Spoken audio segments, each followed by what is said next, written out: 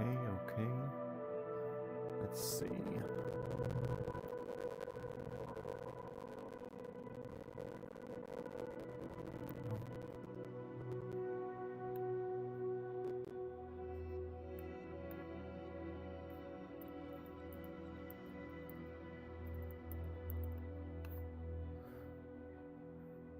It says I've started streaming. What does this say? Okay, cool. Make sure the sound is coming through there.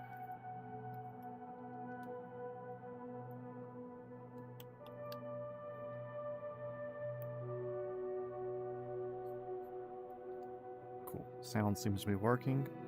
Let's go.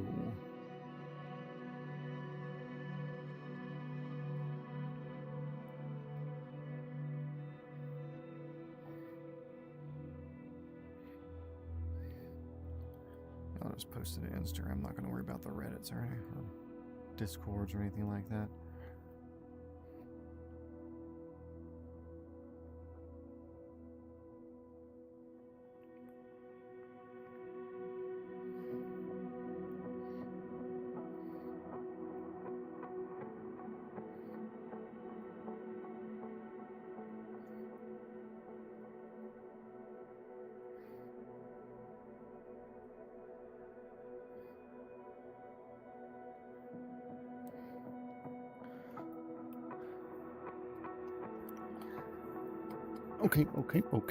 Okay. St. Louis to Kansas City, at least. Manage fuel. Why not go all the way down here? Close enough. Refuel. Saving back.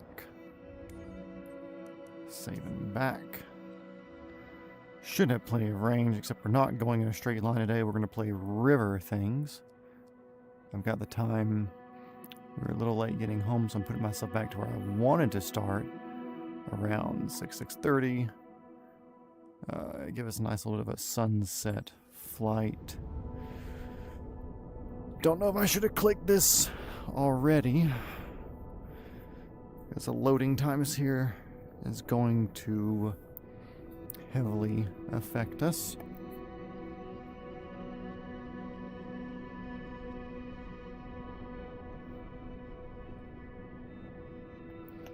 Just need to move this on my computer screen back to here.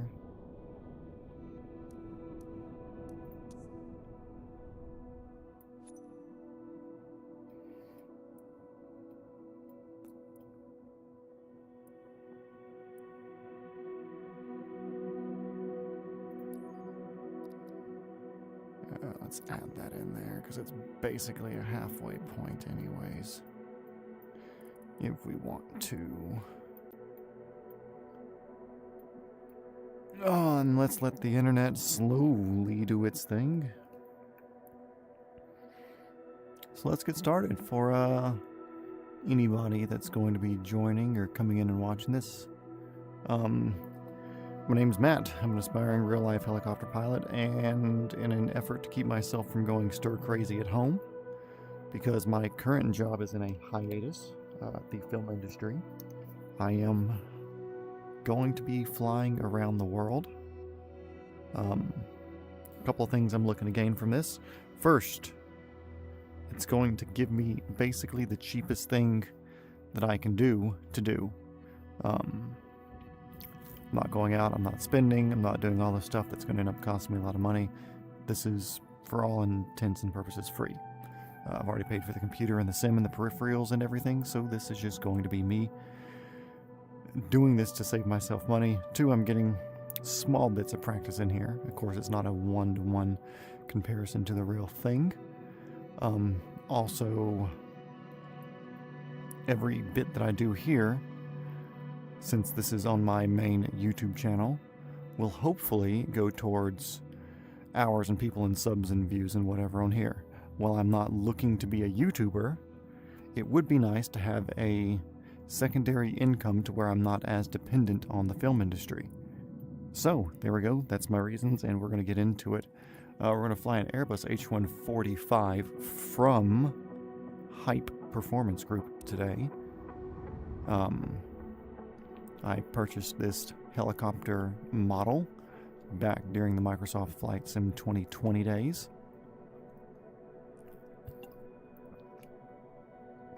And now we're going to fly it during the Flight Sim 2024 days.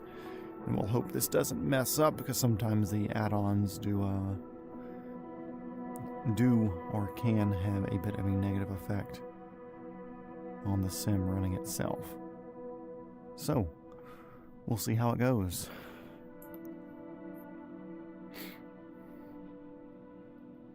And also, if you're just tuning in as far as a viewer in the future and not one of my live guys, what's going on? I'm glad you're here, glad you're watching. We got about 100 more days or so of this, if not more.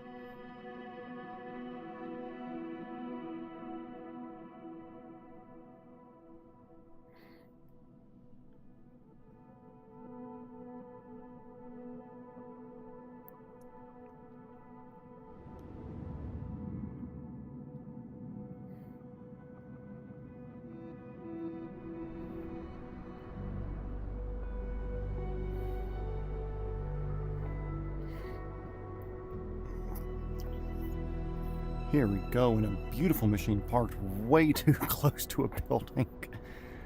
Oh, man. Oh, it gives me the ready to fly thing. Beautiful. I do not want that there. Okay, cool. This is almost one of my favorite helicopters in existence. The Airbus H145. This is a D2. The D3 would have the 5 blades, and I believe that's the nomenclature for it.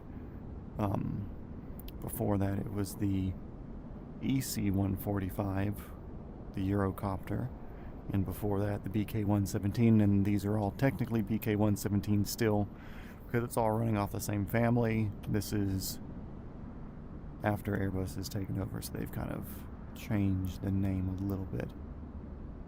What's going on, Jacob? My homie. Let's see. So we're going to hop in and get going, because we are going... Shit. We are going to Kansas City today, to Johnson County Executive Airport. Big day. Let's see, I need to get slightly taller. There we go. This thing has a lot of buttons and a lot of switches, but we are not scared. I'm more scared of everything else around me. But let's go. Battery on. There we go. Standby battery. I'm going to get that on. Whatever. Avionics 1. Let's get that there. Don't need that. Go and get these on so I don't forget later. Let's prime these fuel pumps. Get these transfers on, and since we are in this position, we'll go ahead and pop that bad boy up to start. Just get the maps rolling up on here. We're going to watch engine 1. N1 is going to speed up. This is a FADEC system, so they all feed into itself. It's running itself. As soon as I see that hit the idle word, we're going to pop engine number 2.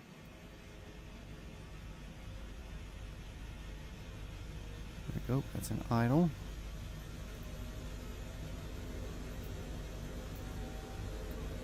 Oop, starting to move.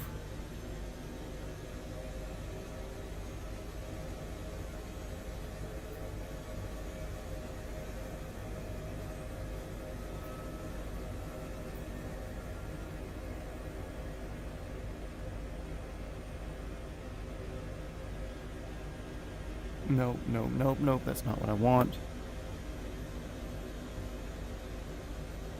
There we go. Those on the reset. Both engines are at idle. Startup testing and everything's okay. Rotor RPM, I know you are low, you're idling. And also we have autopilot stuff here that we are not using, but we're going to turn those on.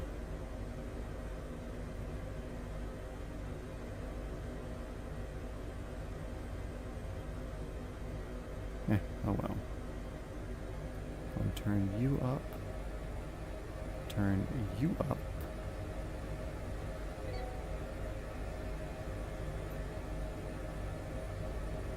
AP redundancy. Cool.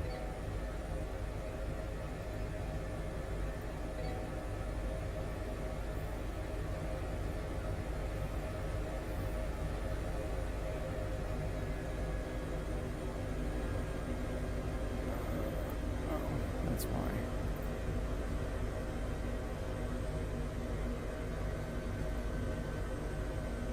Cool. So that means we have all of our notifications off here. Nothing else on our warning light bar. Which means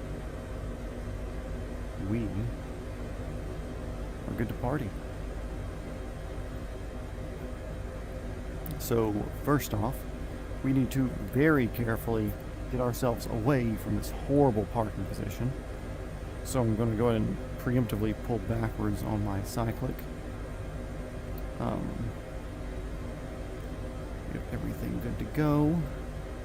Get my headset settled. We're going to pick up on our collective here. A little bit of right pedal.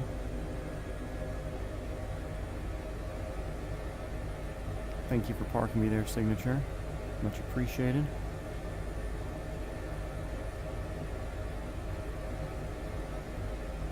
We'll turn off our lollipops there. Yup.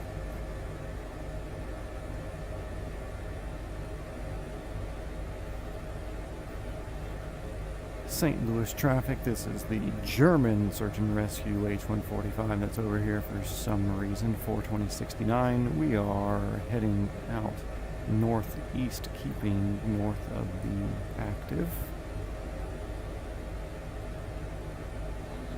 What we're going to do, instead of following our standard path, I have found that we can literally follow, correct me if I'm wrong, Jacob, but the Missouri River, I believe, is the one that goes all the way. Sorry, I'm doing something on my phone real quick. I believe the Missouri River is the one that goes all the way out to Kansas City area.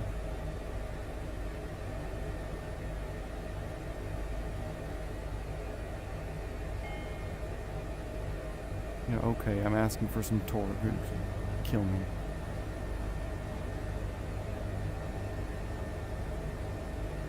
It goes right there. Hell yeah. Good, because that's what I want to do.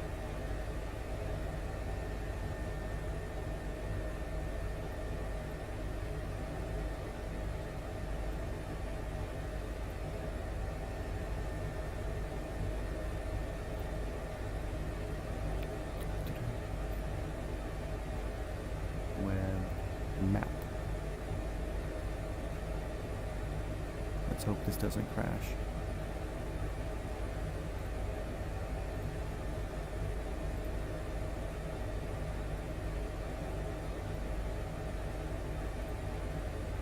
Map orientation. I should have scouted slightly better.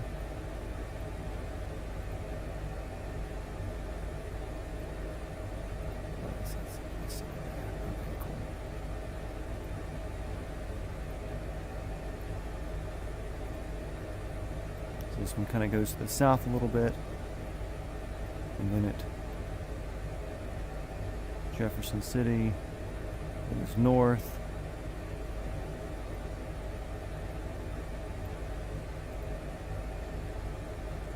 and eventually makes the way out to Kansas City. Cool. So this is our river that we're following.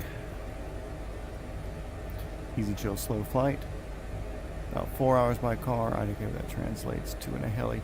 If it was a straight line, if I straight line it, we could probably be out there. Hour and a half. We'll be doing about 150 miles an hour in a straight line over the ground. Of course, following the river is going to make that less efficient, that's for sure.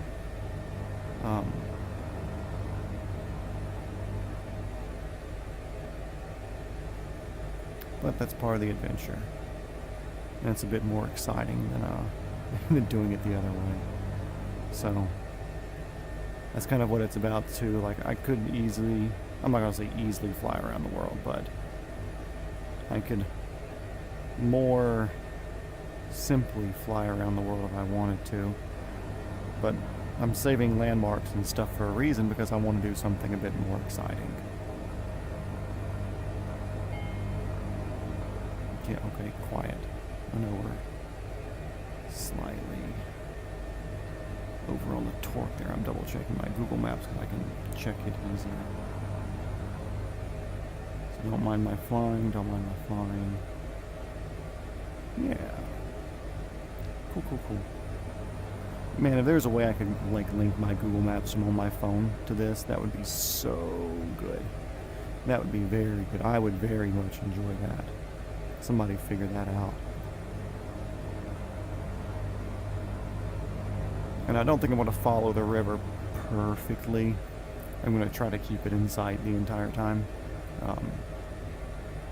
Like, I'm not going to follow this to the left here. I will cut here across like the harvester area.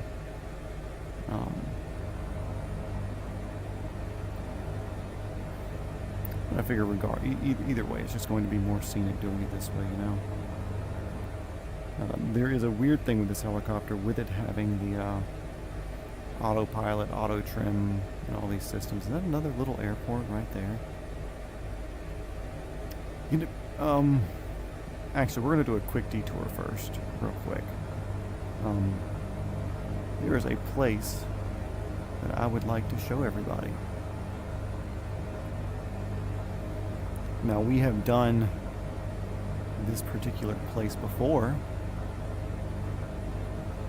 but we're only going to be here once in this series, and it's only going to be a couple minutes out of the way to do it. But I want to go here and give a shout out where a shout out is due.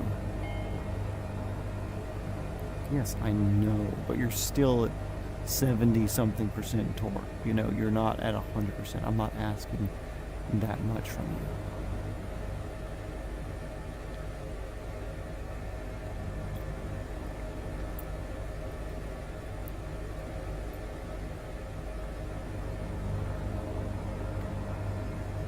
We're going to be heading just north of St. Louis up here.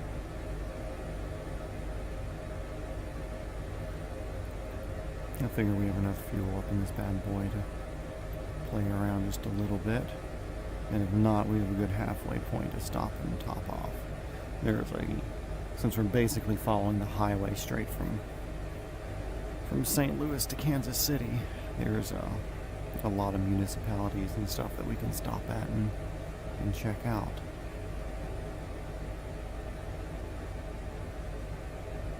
But either way, this is a very cool helicopter.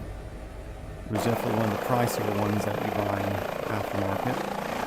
A lot of different options, and you can even do like actual missions with it where you can program in winching missions and other stuff too. High Performance Group does a great job on this. But what we're looking for is going to be up in, I think that's it up there. If not, that's it over there. I can't tell yet. I'm watching my my map here on the tablet.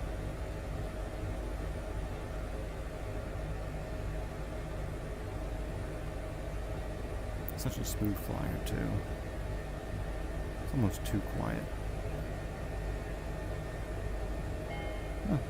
I can't do the windows? That sucks.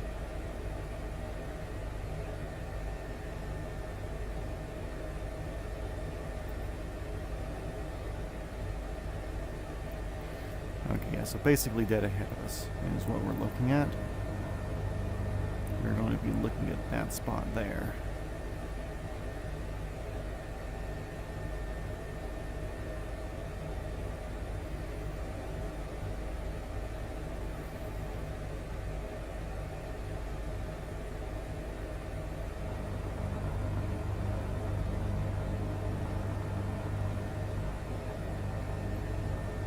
So, Jacob, how's the competition going? Like I said, I had a dream the other night after watching you, or you sent me or tagged me or whatever in that video.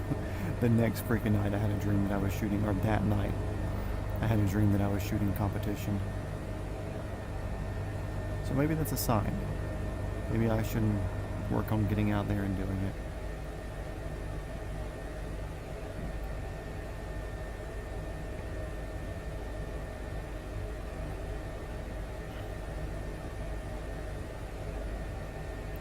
Except in my dream, well, it was more rifle shooting in like very close proximity. I don't want to say dangerously close, but it was like people were like downrange during the beginning of the course of fires. And you're like, just hop out of the way real quick, we'll go. There was like no addressing the fact that people were downrange.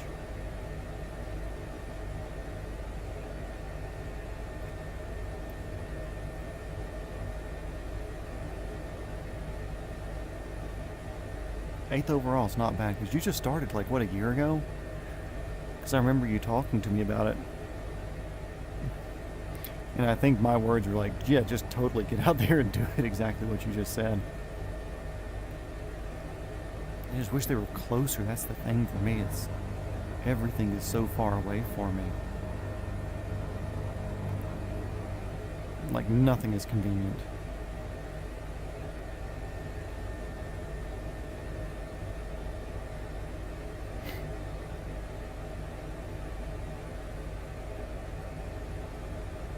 Okay, so if you can't tell, about a year ago, from 0 to hero in a year.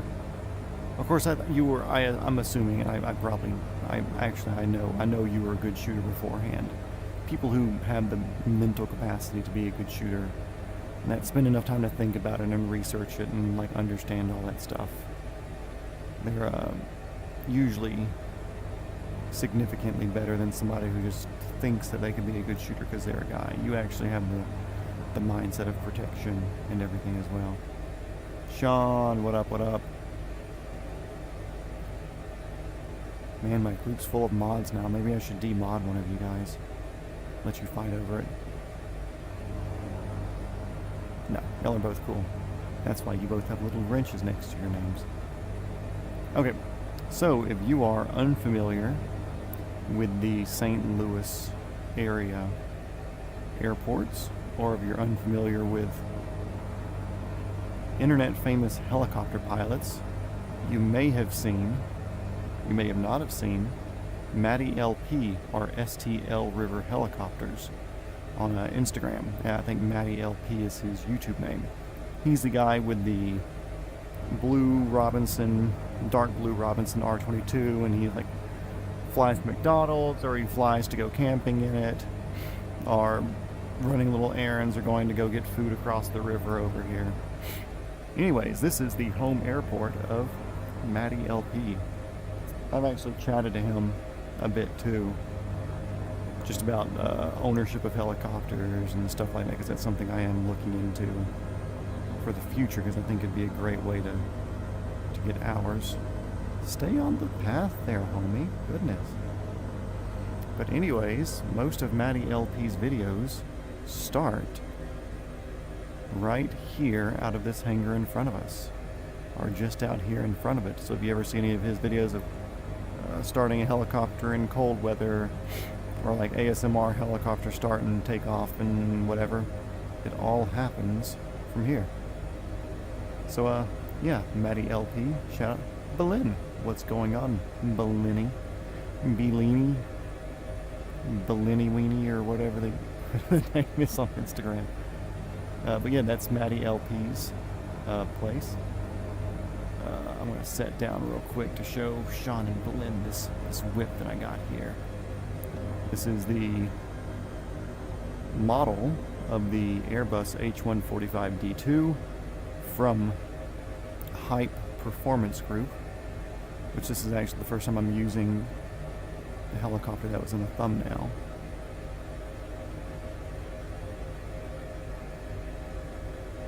Which I think this was also the most expensive helicopter that we've flown in the series so far, by far.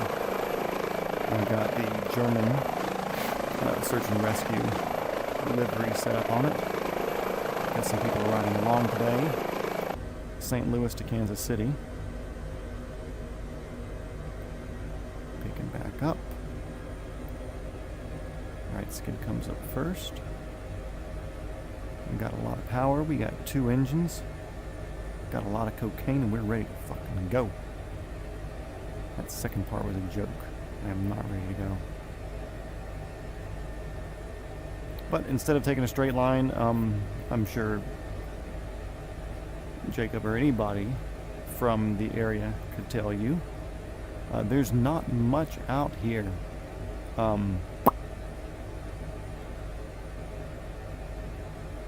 Middle America, kind of a drag. So instead of doing a straight through flight and trying to find things, you know, we're going to follow the river down here. Because the river, even though it's not quite in the straight line, it does eventually lead us to where we're going, to Kansas City. So I figured that'd be the best, the coolest thing to do.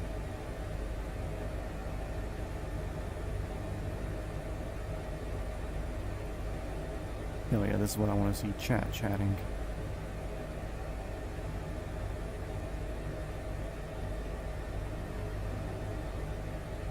She likes it when I call her Burley.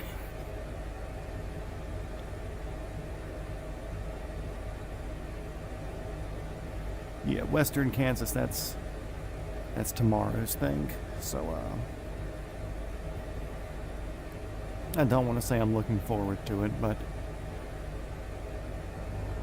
I'm definitely not looking forward to it. I'm looking forward to getting up to the Pacific Northwest, getting up to Alaska until it just becomes snow. And then at that point, I'm looking at 2 weeks of pain. Going from Alaska down the coast of Russia and then hopping over to Japan. That's going to be pain. That's going to be, I don't want to say it's going to be a miserable flight, but I have a feeling it's going to be a miserable flight. But, you know, what, you don't like being called Berlin?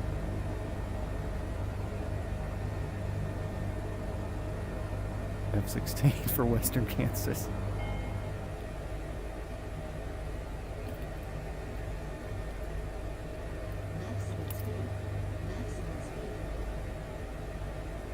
Blah, blah, blah. Quit your yapping. We're just trying to get through this place.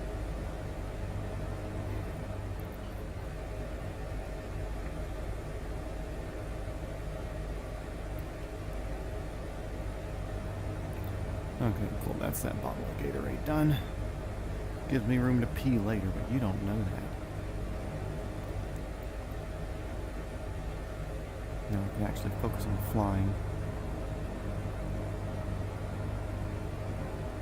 Yeah, cornfields followed by snow for sure. I mean, it's like Pacific Northwest, the southern, western bit of Canada, whatever. Like, that won't be bad. I'm not too upset about that. Like, it should be a very scenic route.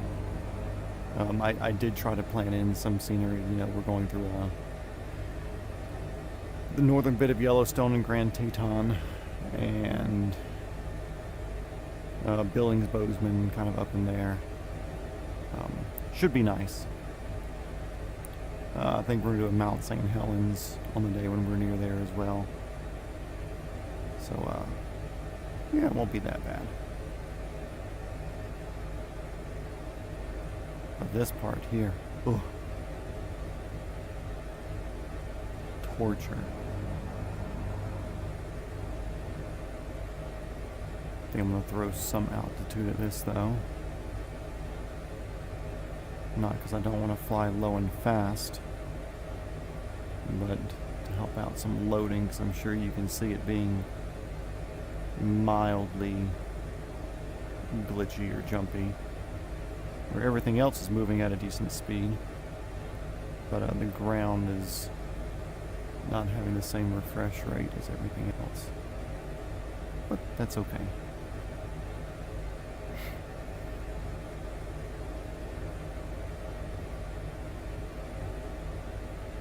Maybe.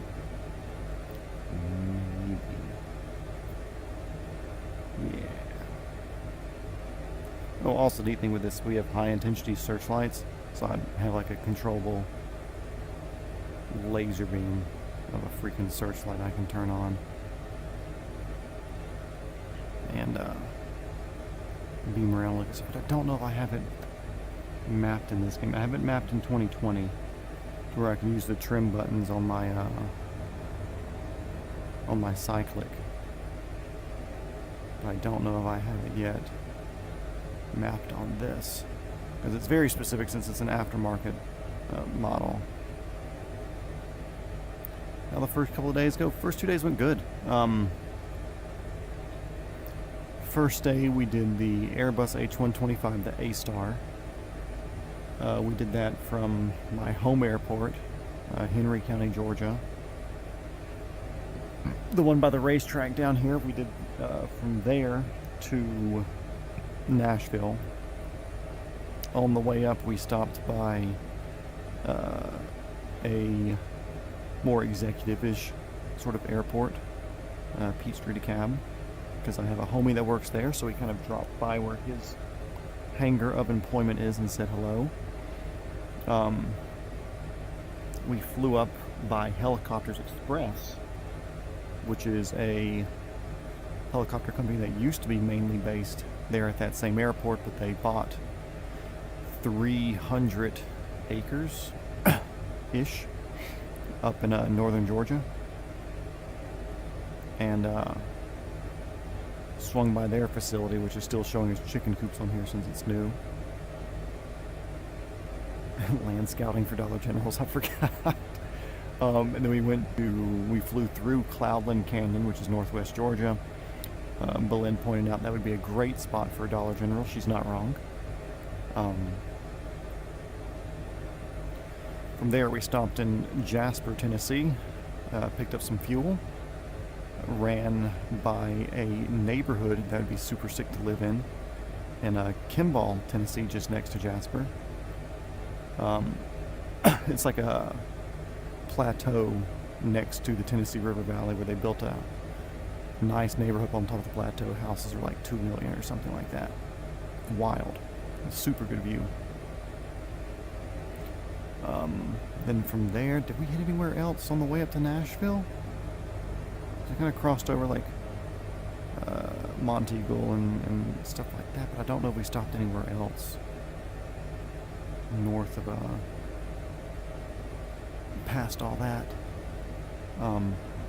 Either way, went good. Landed in the Western Airport, not in Nashville, not there international, but like John C.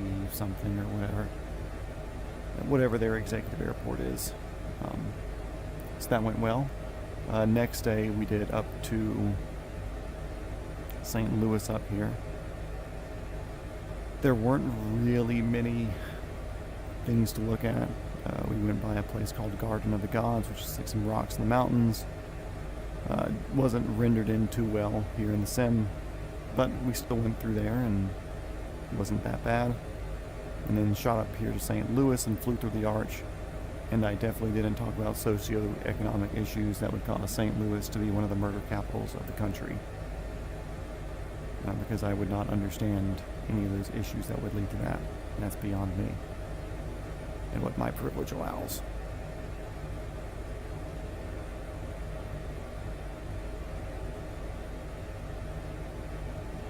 Fly over of the most haunted cities for Halloween. Savannah, Georgia, here we go. I don't know if you were there Berlin. Actually, I want to say Sean was watching at least. But I was patrolling the airspace in Miami looking out for Santa as he was coming up on Christmas Eve.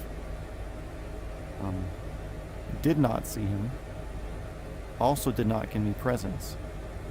Maybe that's a naughty thing to do. Who am I to say?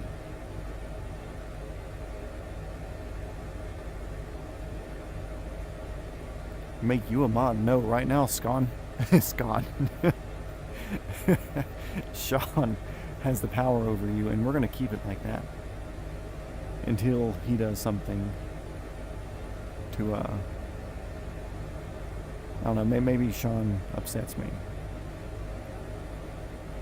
Everybody gets a mod.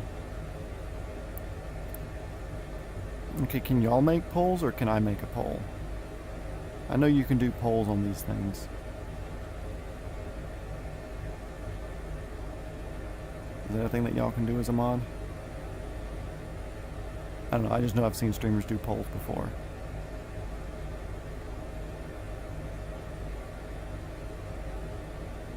Nope. I can clip. Well, looks like it's y'all three in here. So, we can just vote. Everybody in favor of Berlin becoming a mod, type the letter 69. If you are not in favor of Berlin becoming a mod, type 420. So 69 for, 420 for not.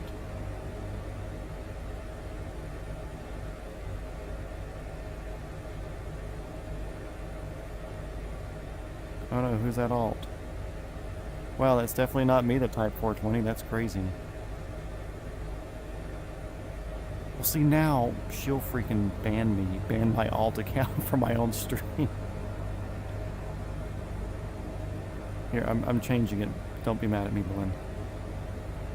Oh, oh no. What are we supposed to... I don't know, Sean's the... He's in control of you. You submit to him as a woman, right? Isn't that the thing? Let's see, that's 1, 2, 3, 1. It's 3-3, Berlin. I'm sorry, we'll have to wait until somebody else comes in and does a tiebreaker or something. But right now, you're looking like a peasant. Look, at least my alt there, the Canyon Runner 331. At least he's not a mod, so you don't feel that left out, right?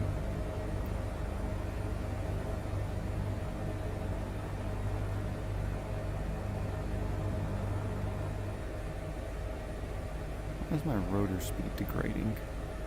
Why are you at 98%? 99. Gauges, and ones look good. Turbine outlets look good. Hydraulic.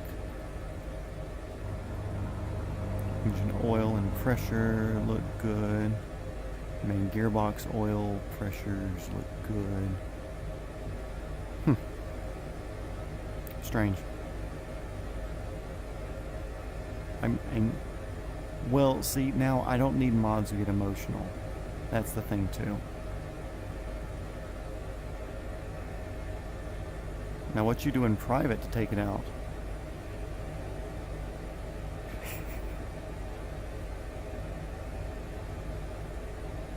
No, that's a Airbus.com, Airbus helicopters thing, and he's wearing a thing. He's got little epaulets on his shoulders. All my dudes back there, what up, homie? No, they're all part of the rescue crew, where we're looking out for people that are in trouble. Like Sean, since he voted not to make you a mod.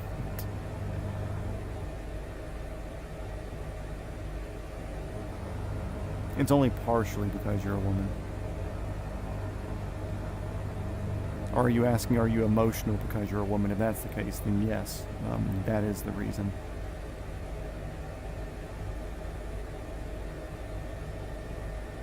See, I can't tell if that was a threat or are you trying to convince me to actually accept it. Because I feel like I've learned my lesson with Mexican women in the past.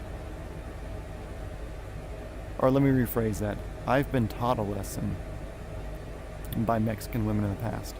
Have I learned a lesson? Probably not well enough, and I'm willing to make that mistake again eventually. I definitely haven't learned my lesson.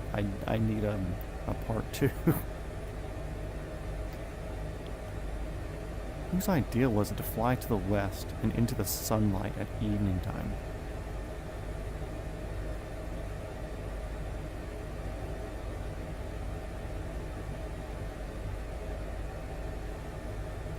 If this game pops up and says you have a lack of inclusion, look, I've been flying with Elon Musk like every single stream. I can't have one trip with bros in a German matte green helicopter with orange doors. I can't have one day for the bros.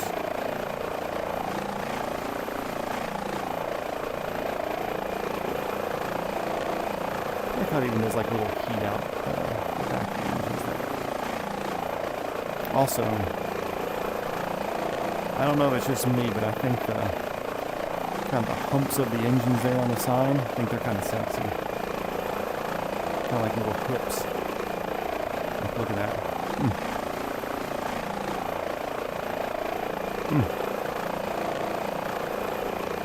Very nice. Ooh, I'm getting fast there. Shoo!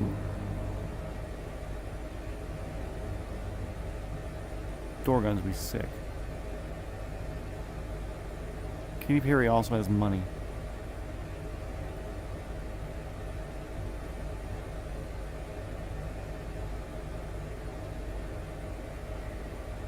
Also, I had no idea that that was a thing until I saw a meme where somebody was like, if this rocket blows up, somebody put, baby, you're a firework. I can't sing anymore because of copyright things. But somebody was like, yeah, if that rocket blows up, somebody better dub that song over it. And I was like, what are they talking about? And then I didn't look anything else into it. I was like, okay, maybe she has a ride planned with Bezos or whatever. And then somebody else mentioned today, like a 70-year-old guy that was at the car show I was at. I was like, oh, I guess that was a thing. And apparently it was all women, too.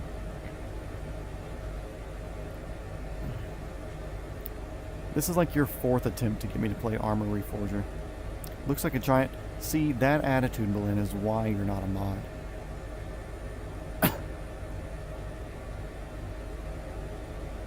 What, the launch was hella random? Like, where did it even come from? Was that like an anti-Musk thing? And they went with literally something objectively worse?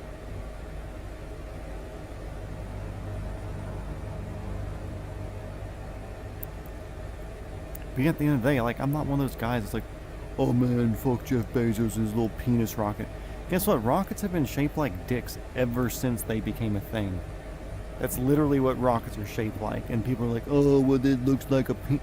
Yes, it does. That's what they do. Guess what? It's an aerodynamic shape. You do bring comic relief. I'm not going to say you're funny. Women aren't funny. But there's relief in there. And it has comedic value. But yeah, like, rockets have literally been shaped like dicks since the beginning of rockets. You want to put something bigger up top, guess what? It grows ahead. You know, that's kind of a thing. Let's lose a little bit of altitude right here and play in these hills some.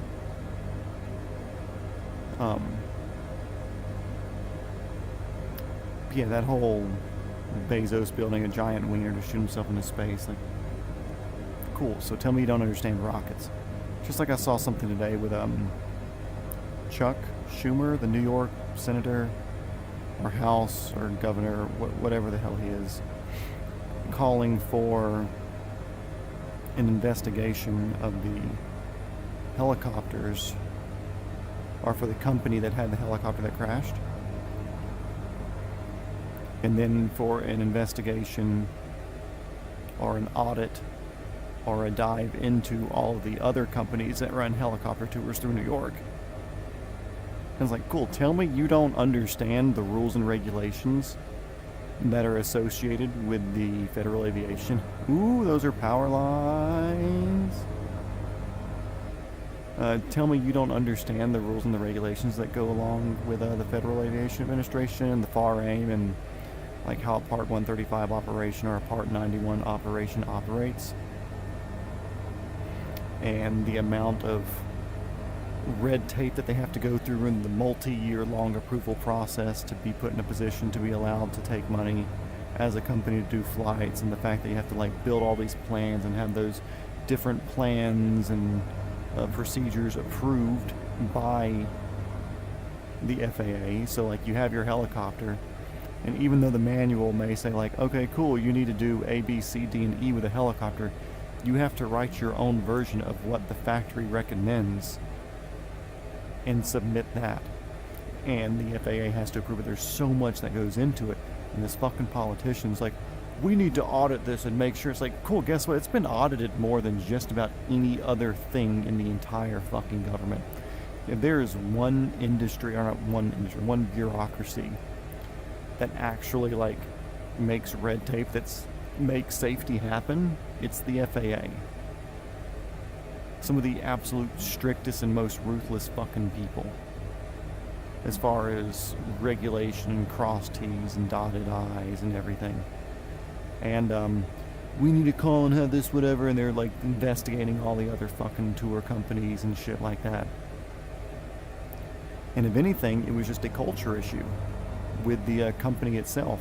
They have a thing called just culture.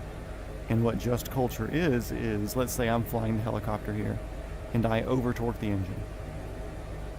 That is something that could be very stressing to the gearbox internals, to the main mast, to a lot of different parts. And if I over torque the engine gearbox assembly, it could lead to a failure down the road. So usually if that happens, you have to say, hey, I over torqued the engine, and then the company has to spend $25,000, $30,000 having the gearbox taken apart and inspected. But that's just part of the cost of making sure it's safe, and that's what the manufacturer says you should do if you have an over torque situation for most aircraft. But a lot of helicopters don't have a FADEC system with a data recorder or any sort of data recorder for what happens, or it doesn't save within the past like minutes leading up to an accident or whatever. So if somebody over torqued the engine last week and didn't want to tell the boss because he was a new hire, and then 2 weeks later whoever the pilot that got into it this time, because I assume it was a multi-pilot operation, got into it unaware that there had been over torquing a couple of months ago or a couple of weeks ago or whatever, got in it, just happened to have the failure. Or the mass bumping that happened, or which I'm assuming is mass bumping, so the person would have mass bumped a couple of weeks ago, and that damage could have come back to haunt them the day of the accident. And instead of being able to tell his superior, like, hey, I had an incident that may have been mass bumping, I'm sorry, it was an honest mistake, I know what I did wrong, we can do some training to kind of like help correct that, blah blah blah, whatever.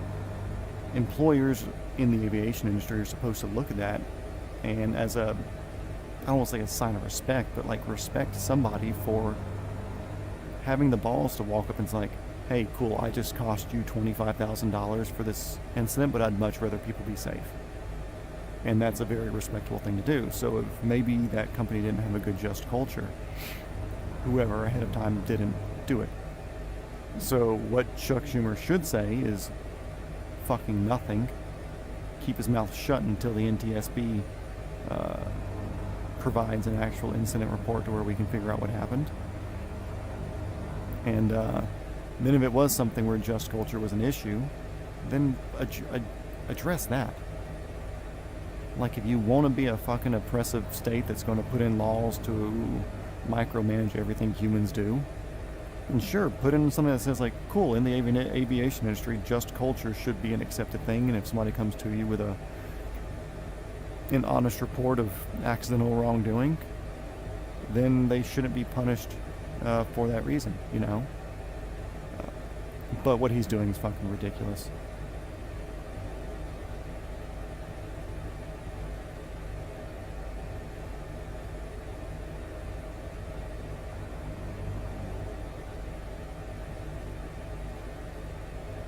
Oh, you're talking about the SIG thing. First, yeah, that space thing's super random. I don't get why they did it. They're not even in orbit. Like you said, it's not even just upper atmosphere. And literally, like, it's just, you can get the same weightless effect from the fucking jumbo jet or whatever that goes up and down, just for not as long of a period of time. You know, they're not even getting into, like, space weightlessness. They're just in free fall, but going up and then falling at the same rate as the crew pod. But the SIG thing, it was like, you're talking about the one where it was like the line of the people in the class, and he hears the bang, and he walks over, and he's like, "Was that a SIG? Cool, get that gun off of my whatever. I don't want to see this gun on the line anymore," or whatever. Like, he didn't even ask if anybody was hurt. They're like, "Hey, is everybody okay?" Like, I don't know, it feels staged. I'm not going to say it was, because I don't trust those guns. I'm not going to say it couldn't have happened. But what an asshole to not ask if everybody's okay.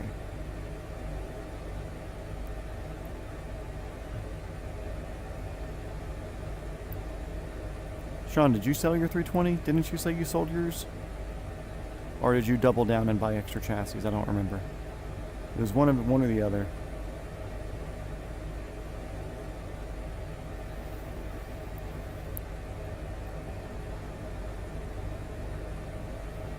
You know, these little hills next to the river here is not that bad.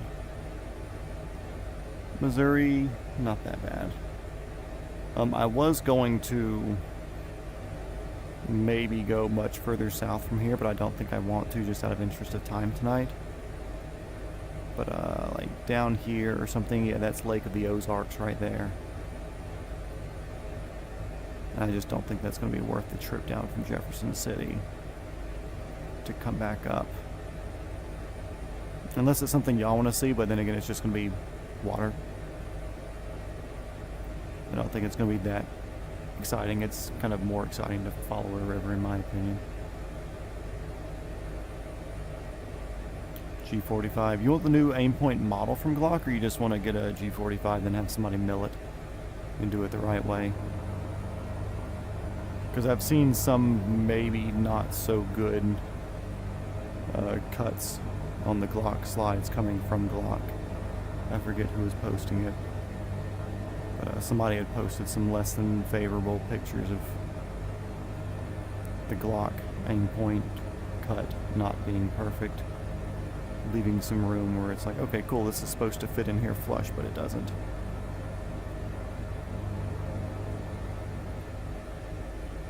Yeah, I would not mind this town in Missouri. This isn't bad. Like, wouldn't that be a cool little place to live there? Look at that. Little town by the river, you get some mountains and stuff. Yeah, sure, the Missouri River floods, but buy a property on the hill where it's not an issue.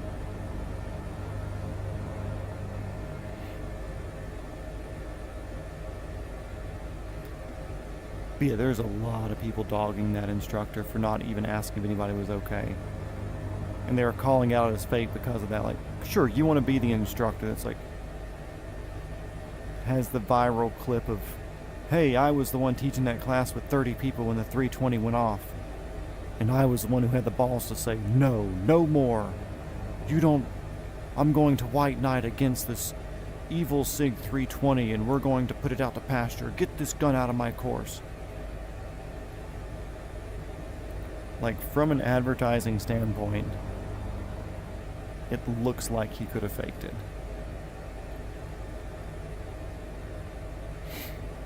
And also it's wild that not more people down there were dancing when that happened. I mean, you would think that if somebody indeed next to you CLA, that's what it's called. Look, a little airport. But you would think if somebody indeed next to you, more people would have been more taken aback by that fact, right? Like if somebody indeed into the ground next to me out of his holster, I'd be stepping back like, whoa, whoa, whoa, bud. What are you doing over here? Everybody just stood there in line like, okay, cool, this is part of the script. I don't know, maybe I'm wrong on that, but I would have been more taken aback. Preferred issues with it. Honestly, I'd skip the MLS and go direct mail route. It's the best. Yeah. Because it's what you have. Yeah, exactly. Like mine's direct mail, but it's my slide was made specifically for that.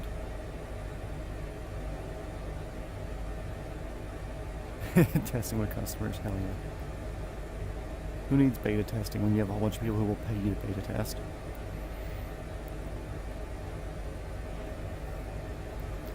But yeah, I've seen some issues with the slide and stuff. Like on my my daily carry 19X, it's a Zeb slide. I think it's like their Citadel. I don't know what the cut was. I saw it at a gun show for like $250. I was like, oh crap, this will fit my 19X.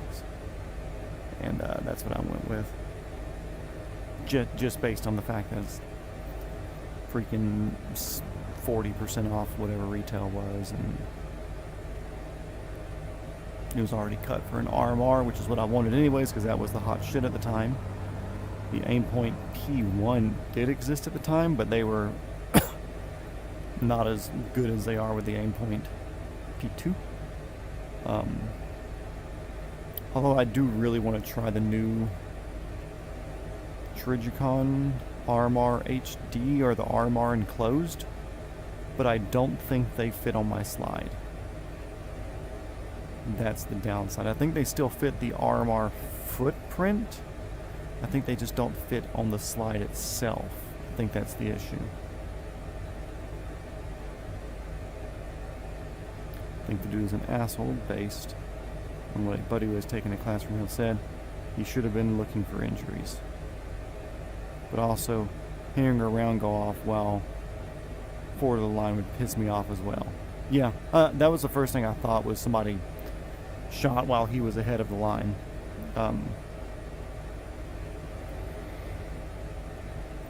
Which in a class setting, huge no-no.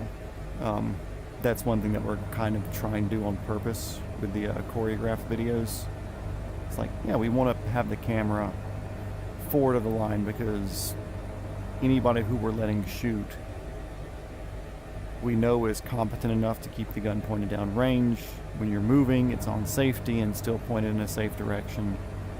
And sure, maybe you're considering pointing straight ahead, 0 degrees. Like, there's nothing dangerous from a knowledgeable shooter and knowledgeable camera person's sake to have a camera person right over here. Especially if you're tuning over here and over here and over here, like you're choreographing like we're doing. But in a range situation like that, that's fucking stupid. And I'm not going to say especially with people that are going to be in a class, but I don't want to talk shit, but I don't trust a lot of people who take classes all the time. Did you not figure it out the first time? Like, why do you keep going back? There's one stunt guy that we know that wants to bring his friend, who's a reputable guy, reputable class instructor or whatever. This is some cool hills here. Missouri, what's up? Is that like a cliff right here? Let's do a orbit real quick.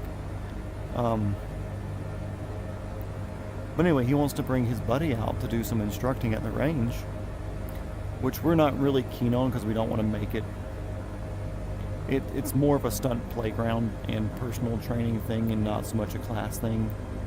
Unless it's like the instructor's coming out just to teach a few friends and it's not like a big for-profit sort of thing. Yeah, that's a little cliff face though. That's cool. It's also not my range, but that's kind of like the vibe I feel with it. It's like, cool, like, if we want to charge people to come out and do these choreographed range days to where we film you and help you produce a cool video for your reel and everything, look how beautiful this is, guys. Then it's, I don't see a problem with us offering that and charging money, one, because it's his range and my efforts for choreographing and paying the camera guy to come out there or whatever. But come out there and teach a class, it's like, I don't really want that, you know, or at least I wouldn't. But I always talk to some different stunt people who have taken different classes, and like, oh, you should come out to one. It's like, you've never seen me shoot in real life. Like, you've never seen me shoot, you've never seen me on a flat range, you've never seen me doing this, you've never seen me doing that. You have no idea what my competency level is. You have no idea that from 2019 to 2021, I shot about 350 to 500 rounds of 9mm a week. When I was helping out at the gun store during COVID and during all that stuff. Like, all I did was shoot. And if it wasn't shooting 9, I was building a 1AR and I tore through it, and like, I did a lot of shooting, and a lot of shooting for proficiency, where it wasn't just mag dumping, it was doing different drills of draws and multiple shots and stuff like that. Like, I'm a decently proficient shooter. The past few years I have fallen off a little bit just because of lack of work, lack of money, don't want to put that much time into it, but I do enough to stay proficient. And now that my friend has the range built, like, I've gone there most weekends, I don't want to say I'm definitely not back to those numbers, but I'm more or less back to that proficiency level, I would like to think. It's like, I'm sorry, I don't want to go take your Pistol 1 class. I don't want to go take your Pistol 2 class. Shit, I don't want to take your Pistol 3 or your advanced pistol carbine course. I don't care. I don't want to take that. Unless you are there's a fucking nuclear plant over there.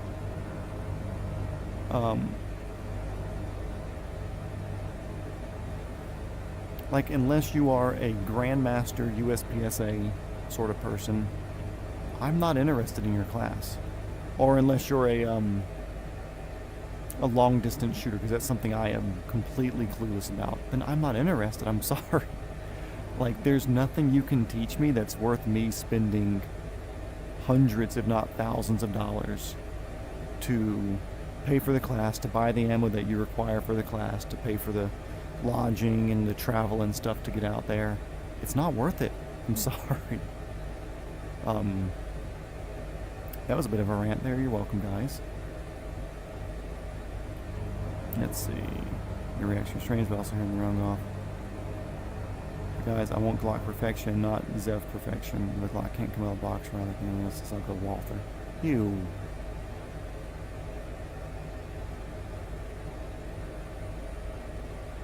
If you don't break the run 80 on the stage, you are safe, even though you can be 30 to 40 degrees off and an unsafe from an unsafe direction. Yeah, it's... I've noticed that where it's like your target could be 89 degrees off to your left over there, and as long as you're not breaking the 180, somebody could be more or less standing right there. Is this a nuke plant? Missouri, about 5 to 10 miles southwest of Fulton, Missouri. Is this frowned upon?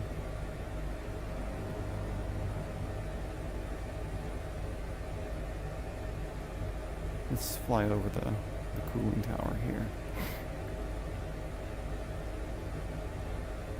But yeah, he's like, yeah, dude, you should come out to the class. It was like, I don't think you understand how much I shoot. And it's like, you're a stun guy who's made good money, and I understand that you have a Terran Tactical Sand Viper or whatever that you spent a lot of money on and shoots good. Guess what? I have a CZ race gun that shoots really fucking good too. Like, if you want to talk about snazzy guns that shoot fast, I have a snazzy gun that shoots fast. Guess what? I can also shoot pretty quick with a Glock, and probably more accurately than you, who shoots twice a year with your Sand Viper.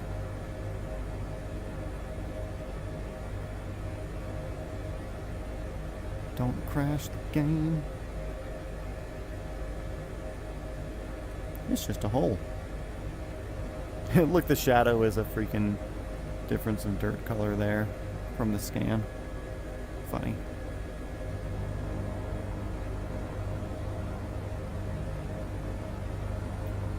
Yeah, these shadows are burned into the topography here just from whenever the satellite took the pictures.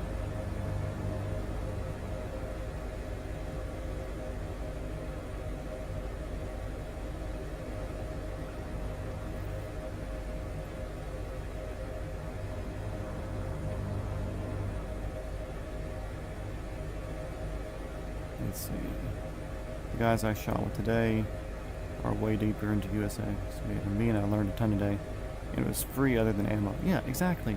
Go shoot with quality people. Like I said, the only time I'd pay for a class if it was a Grandmaster who was teaching Grandmaster stuff, and I was looking to become a better shooter in class in USPSA. Or long distance just because I'm completely uneducated on that. Going to 95% of the courses is just a way to get looked over for deficiencies you generally can't notice by someone who's really good, if it's a good course. Yeah, I think it is illegal to fly over power plants unless you're given specific access.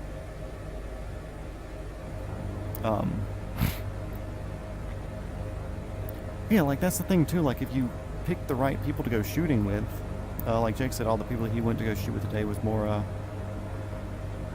deeper USPSA guys.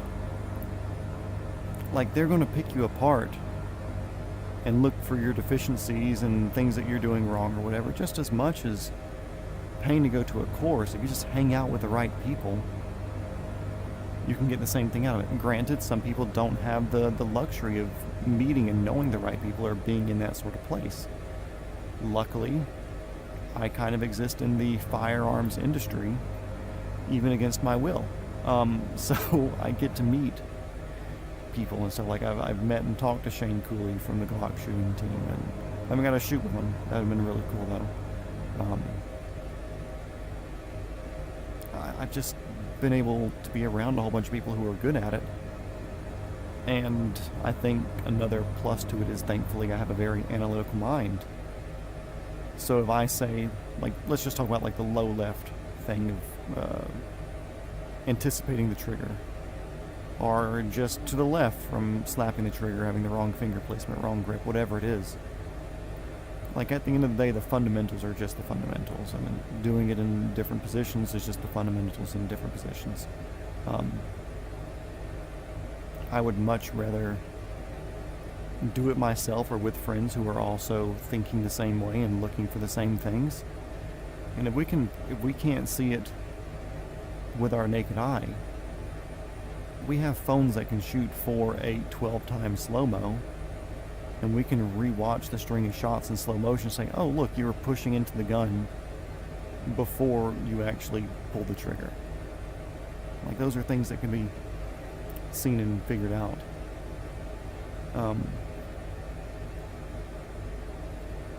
Yeah, classes are weird, and the people who push classes that have never seen you shoot, while I don't want to say it's unwarranted, it's kind of strange a bit to me, because like I said, it's like, you've never seen me shoot.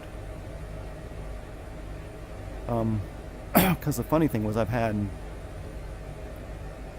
people in the past say the same thing, hey, you need to come out to this course we're hosting, it'll be cool, it's only $500 and you only need to bring 38,000 rounds of ammo with you, it'll be a great day.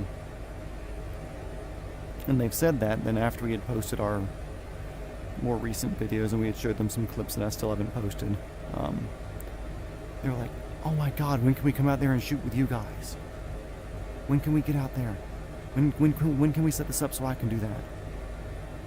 It's like, cool, 2 weeks ago you were telling me I need to go to a class, and today you're asking me to coach you through this. Just because you've now seen me shoot in an excited fashion that appeals to you. So, it's strange to me. But USPSA, I think, would be a really cool thing to do. Just like I'm really a car guy. I've mentioned that before. And just like I believe doing autocross events in track days, if you have some sort of car that you're going to compete with, or that you want to drive fast, or drive in some sort of high-performance manner, I believe it's necessary and for you to go out and do autocrossing. You don't have to go to a racing school. You don't have to do all that. But like a normal SCCA, Sports Car Club of America autocrossing event, will get you so far in learning where the corners of your car are, learning where you break traction, learning how the car feels right before you break traction, which is a big thing of learning to feel the limits before the limits are reached. It does so much for you as a driver. Like if you're having problems parallel parking or hitting curbs in parking lots, go autocross. There are cones out there that aren't going to damage your car other than like put a little orange plastic scuff on the side of the paint that you can wipe off with some spit. And you become a much better driver for it. Just like going to, once you progress past that, going to like track days on full tracks, like you really learn how your car handles at speeds greater than what you can do in like a parking lot. I've seen 65, 70 miles an hour in a parking lot depending on the car that I've taken out of the events. It's like you can pretty much hit everything you can in an autocross depending on what the layout is. And that is the Callaway nuclear plant. There seems to be 5% of course, there is still the 5% of courses where you're going to learn something excellent that'll change how you look at things, which I'm learning of those from my boss. Yeah, because you're in a good place to learn that stuff. About when you get into comps and you start to meet lots of people, they generally are super cool and helpful. Yeah, that's a big thing too. I'll talk about some class here in just a second. That's how you tell who's a walking average, who's actually giving advice. Only one has seen you shoot and is good. Yeah, so my friend George that worked at ISS doing the movie gun stuff, he was the guy that would productions would call and say, hey, we need to rent some guns for this movie. What would be period correct? What would be this? He was that guy, and he'd put together all the kits and stuff for all these productions, and then the productions would completely not listen to him and pick something different that wasn't accurate. But George, though, he's smart. What he would do, I forget the name of the class in USPSA, but you can probably tell me. But it's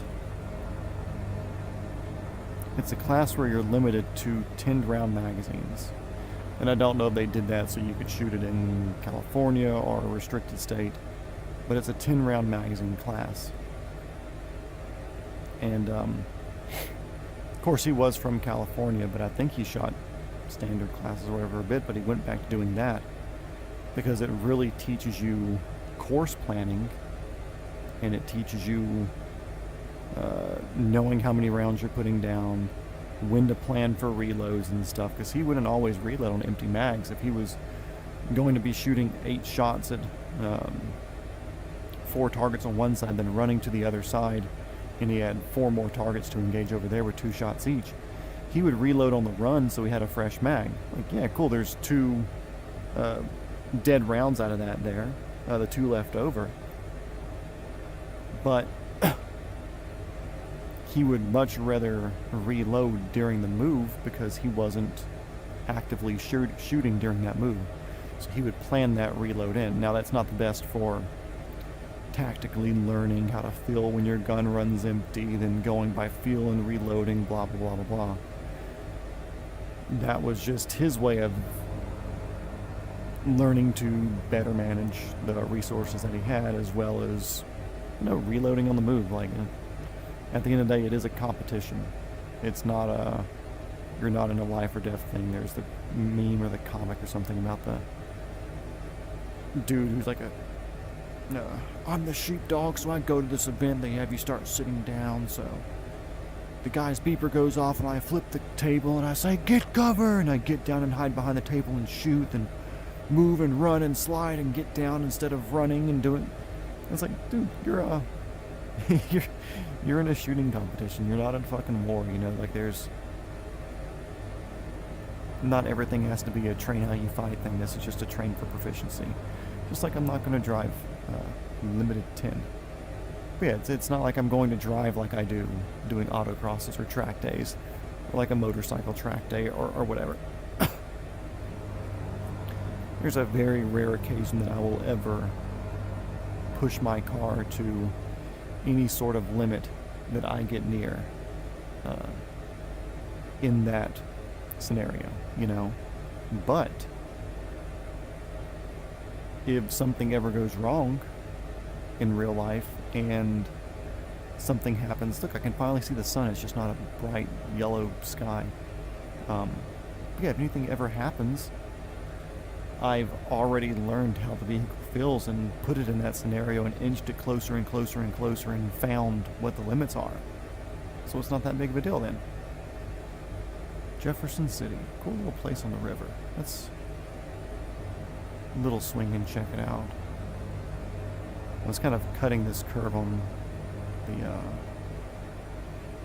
river here, but this looks like a pretty neat place. A little bit of left pedal to trim ourselves out there.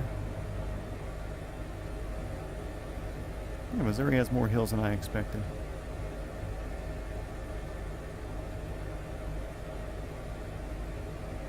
Yeah, and generally, USPSA, unless you're running single-stack revolver, you're going to want to reload before you run empty. It's always good to have some extra ammo in case you need follow-up shots. Clocking out for the night, boss man. Have a good flight. Thank you, Sean. It was fun for you and Berlin to be in here anyways. Maybe next time she can earn mod if she's not as emotional as she was today. But thanks to you and her for dropping in. Engagement helps, and it also helps the time fly by much more. Because yesterday, I don't think anybody stopped in yesterday. I think it was just me in here yesterday. I had one dude show up in Korean. I want to say he spoke Korean or Thai or something like that. And he said something, and I was like, cool, I've got no idea what that says, and I'm not exactly in a place where I can translate it, so thank you, I guess. Yeah, Jefferson City looks neat. I think, isn't Jefferson City the capital? Berlin with a woman moment. Yeah, I'm pretty sure Jefferson City is the capital. Which most people are like, oh, St. Louis or whatever, but I'm pretty sure Jefferson City is the capital. St. Louis may have been at one point, but 90% sure that changed. There's some cool little hills and stuff over here. Not bad. Still don't know if I want to live in Missouri, because Missouri gun runners out here. Look. But, not a bad place, and for this to be so close to the, I mean, look at these little cliffs and everything. Hell yeah. Get in Missouri. Very cool.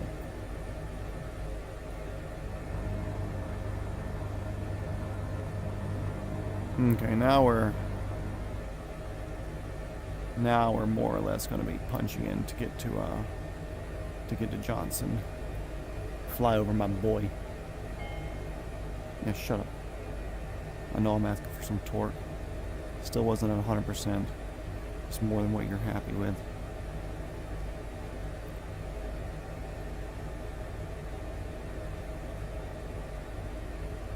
Still got plenty of fuel here. This absolute unit of a machine. Honestly need to be, in real life, careful about flying over a river like that. Because they like to put power lines over rivers. Because guess what? The power's got to go somewhere. And with a nuke plant nearby, yeah, you know they're running some high tensions around here.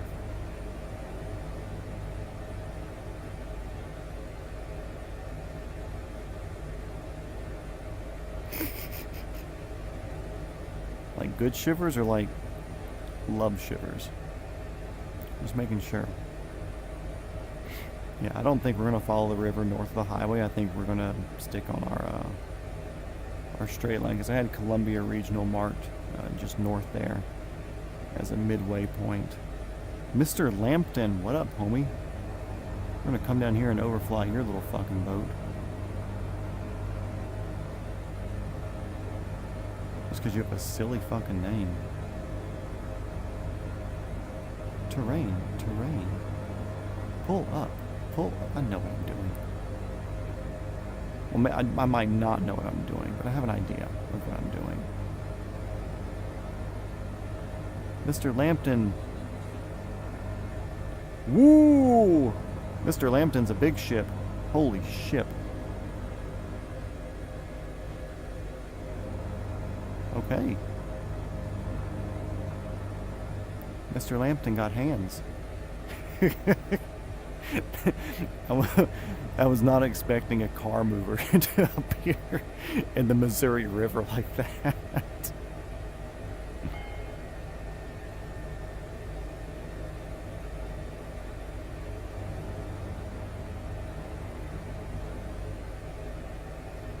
But I was mentioning, at least on day one, I don't know how much I did on day two, but day one we were definitely flying over with the Tennessee River Valley.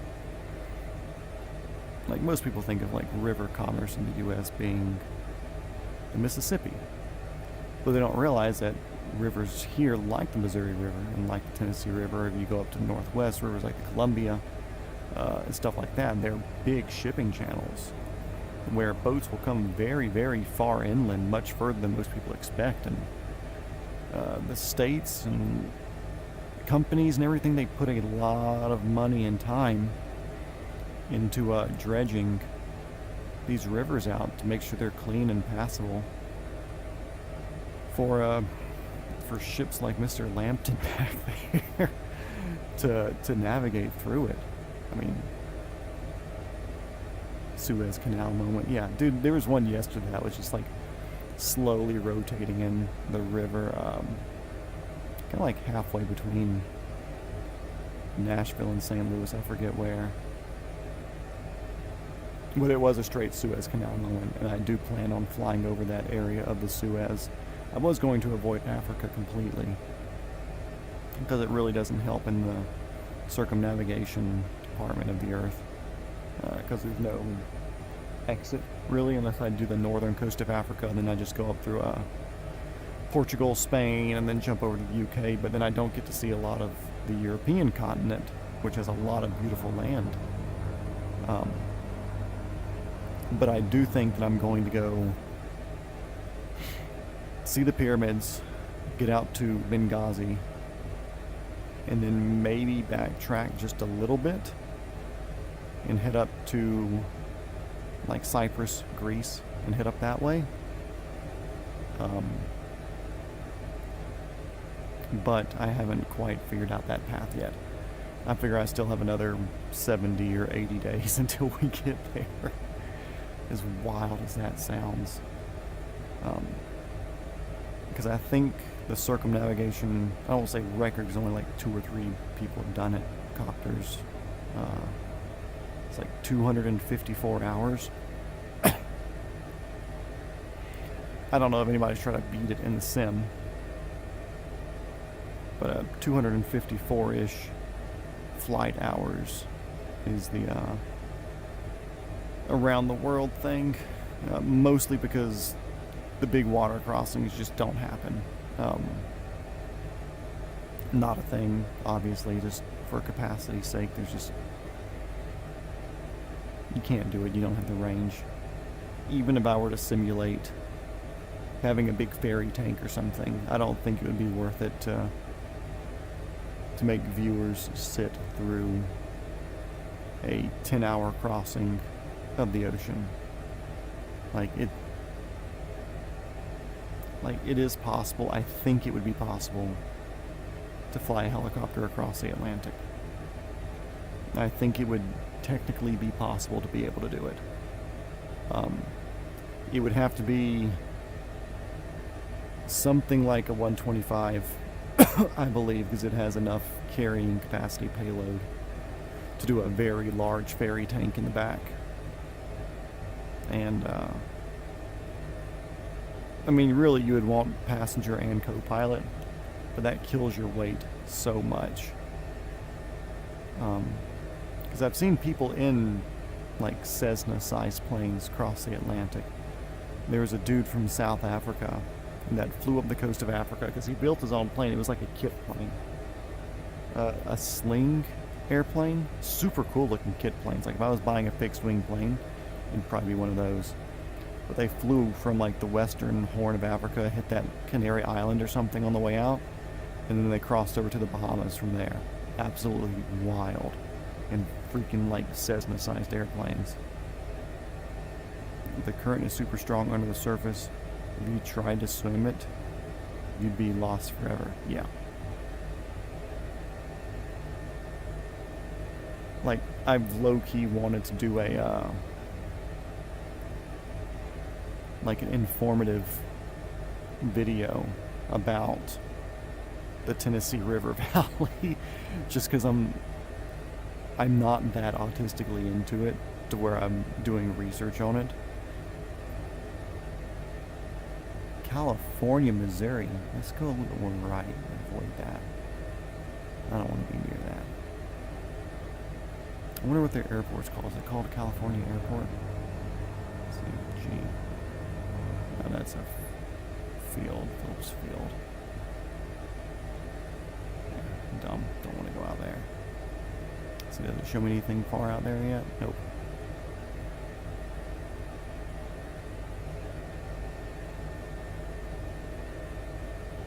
Let's see. Who were the guys that did the longest continued flight in a little prop plane? They did aero refueling from truck driving underneath them. It was like 78 days or like 178. It was like half a year. It was something unreal, and it was like a Cessna 172 or something like that. And I think it was the same two people. I think they literally slept, ate, shit, pissed, everything right there in the airplane. Now, what I am curious about is, did they just run the same pattern to where it was like a constant, like, okay, cool, left turn base, left turn final, like left turn upwind, left turn crosswind, like, were they just running pattern, or like once they got their refill, did they just like go away for 2 hours, then come back and grab food, then go away for 2 hours and come back? That's something to look into. I'm sure there's a video on YouTube about that. Information video. 64 days, 20 hours, 9 minutes. I'm pretty sure they had a string in a bucket and they brought food up from the truck. So whenever they'd be making a low pass or whatever, they just slow down to whatever their low pass speed was or whatever, and drop a bucket or drop a hook, and the people in the truck hook it up that, and you just pull it up to you, enjoy it, shit in the bucket, and send it back down. I mean, that's the only way, right?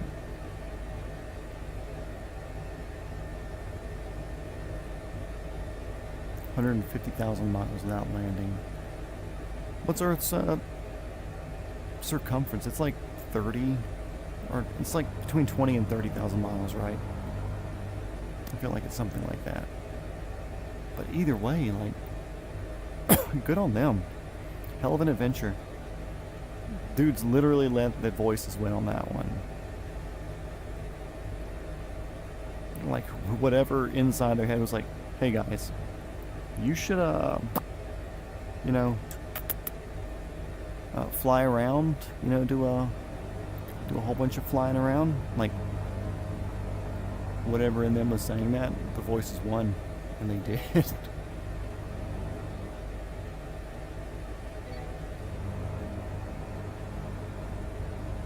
Yeah, I know I turned the fuel pumps off on purpose. I'm watching something. I'm experimenting. Oh, shut up. Yeah, without landing. Like I said, I'm kind of amazed. Like, I literally think they just ran pattern for that long. Ooh, the sun is literally going down. You can see the rays escaping in front of us there. Just watching them go away. Cool. Very neat.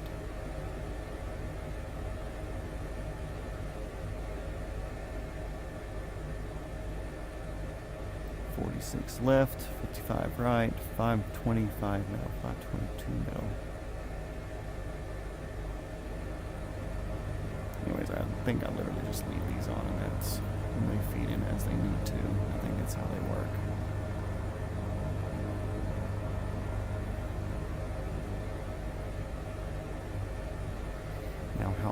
are we?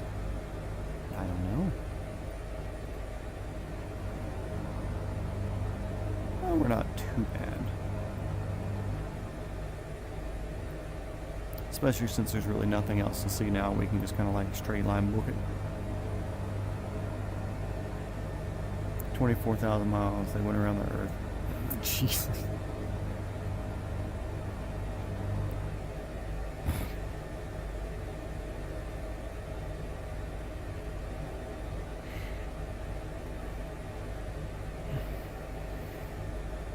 Yeah, the intrusive thoughts. That one on that day, that's for sure.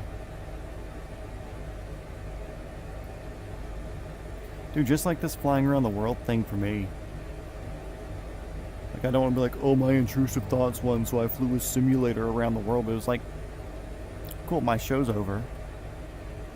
So my next, not even guaranteed, employment is in August. What do I do? What do I do for that many days? That doesn't cost me money. I've already bought the sim, I've already bought the controls, I've already built the computer and paid for all this. It's all paid for. Like, what do I do? That doesn't cost money. This is it. Yeah, FAA would have a field day with that. But then again, they might be like, you want to break that record? Okay, cool, we sanction this. How many hours is that total? Like, what's the... It says 64 days times 24. It's only like 1,300 hours?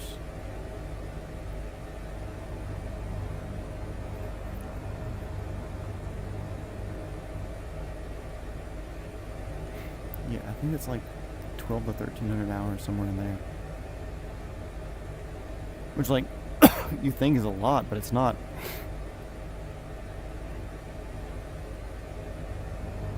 Like, you would kind of think of, oh man, maybe it can be way more than that. I'm curious what made them stop it. They had a pre-planned stopping time, or one of them got sick, or if like there's a family emergency where one's like, hey, we've got the record. I think we've cemented ourselves into the record books for a foreseeable future on this. You can probably call it good. Yeah, 1,500, yeah. Like, for some reason you would think flying for 64 days straight would be more than that.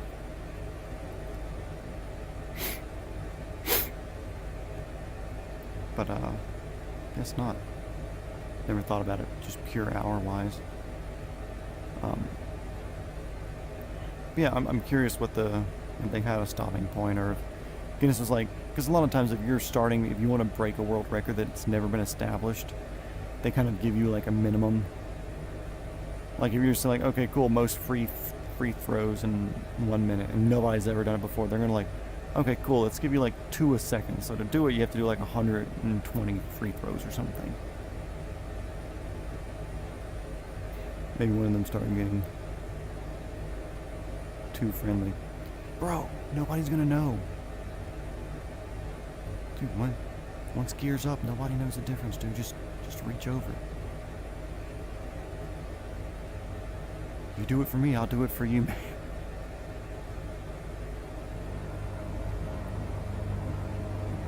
Yeah, the no maintenance, that's the wild part, because a lot of components are life limited, and if Sean was in here, he would chime in on that.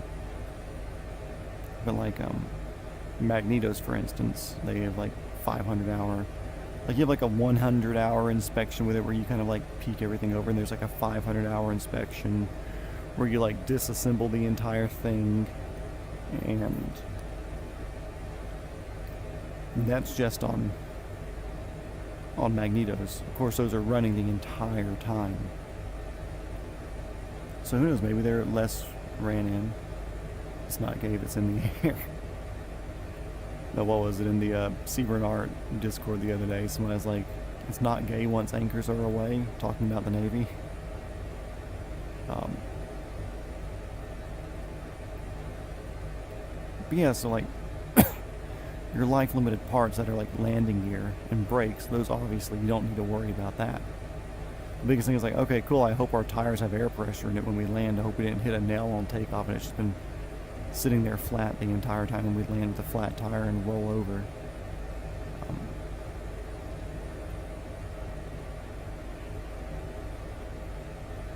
But I'm curious if there was what considerations they took for that. Or just like, hey, we're going to run it until we start seeing some sort of misfire or issue. And then that's when we're going to call up. We're going to say, okay, cool, that was a good record, guys. We're going to call it at 64 days now. Good job. And who was there watching the entire time? Like, obviously they had to have a team. People there doing the fuel and food and water and waste management, etc. Like, that all had to be a thing. Did they crawl in the back seat to take a poo? Or did they just cut a hole in the driver's and the pilot and co-pilot seats? Kind of like old people with their toilet seats on their walkers.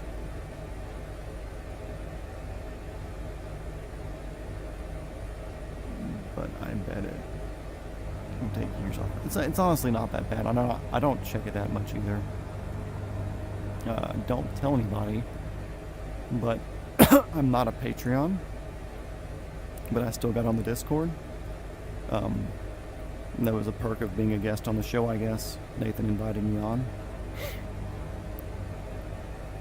But then again, I don't use it consistently, and it's like, I guess the big thing for the Patreon members, like, cool, you have access to Nathan and to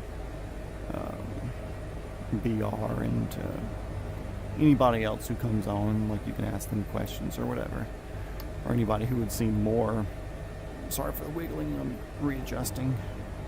I guess it makes them more accessible for people to come and talk, ask questions, whatever, and kind of get to the front of the line of the DMs, if you want to consider it like that. But for me, it's like I was friends with Nathan before that. I had his phone number before that. He texted me and asked me if I wanted on. So it's kind of more like, hey, cool, here's the guest we're going to put on. He's neat. He can come in here and contribute every once in a while whenever he drops in, and I may check it once every couple of days. Banned. No, don't tell anybody.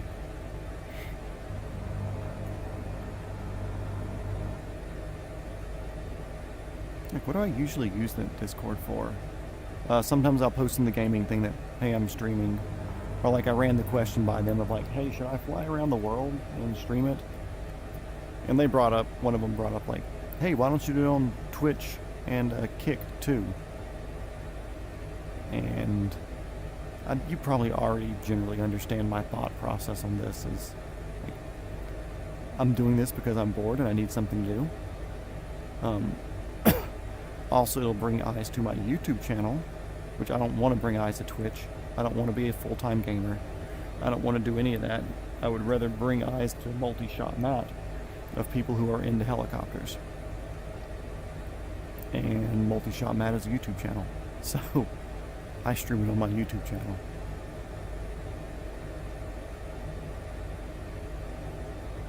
I was like, cool, if I was looking to make big money off streaming, then maybe, yeah, I might check out Twitch or Kick or something like that, because there's different viewer bases there that will watch something like this.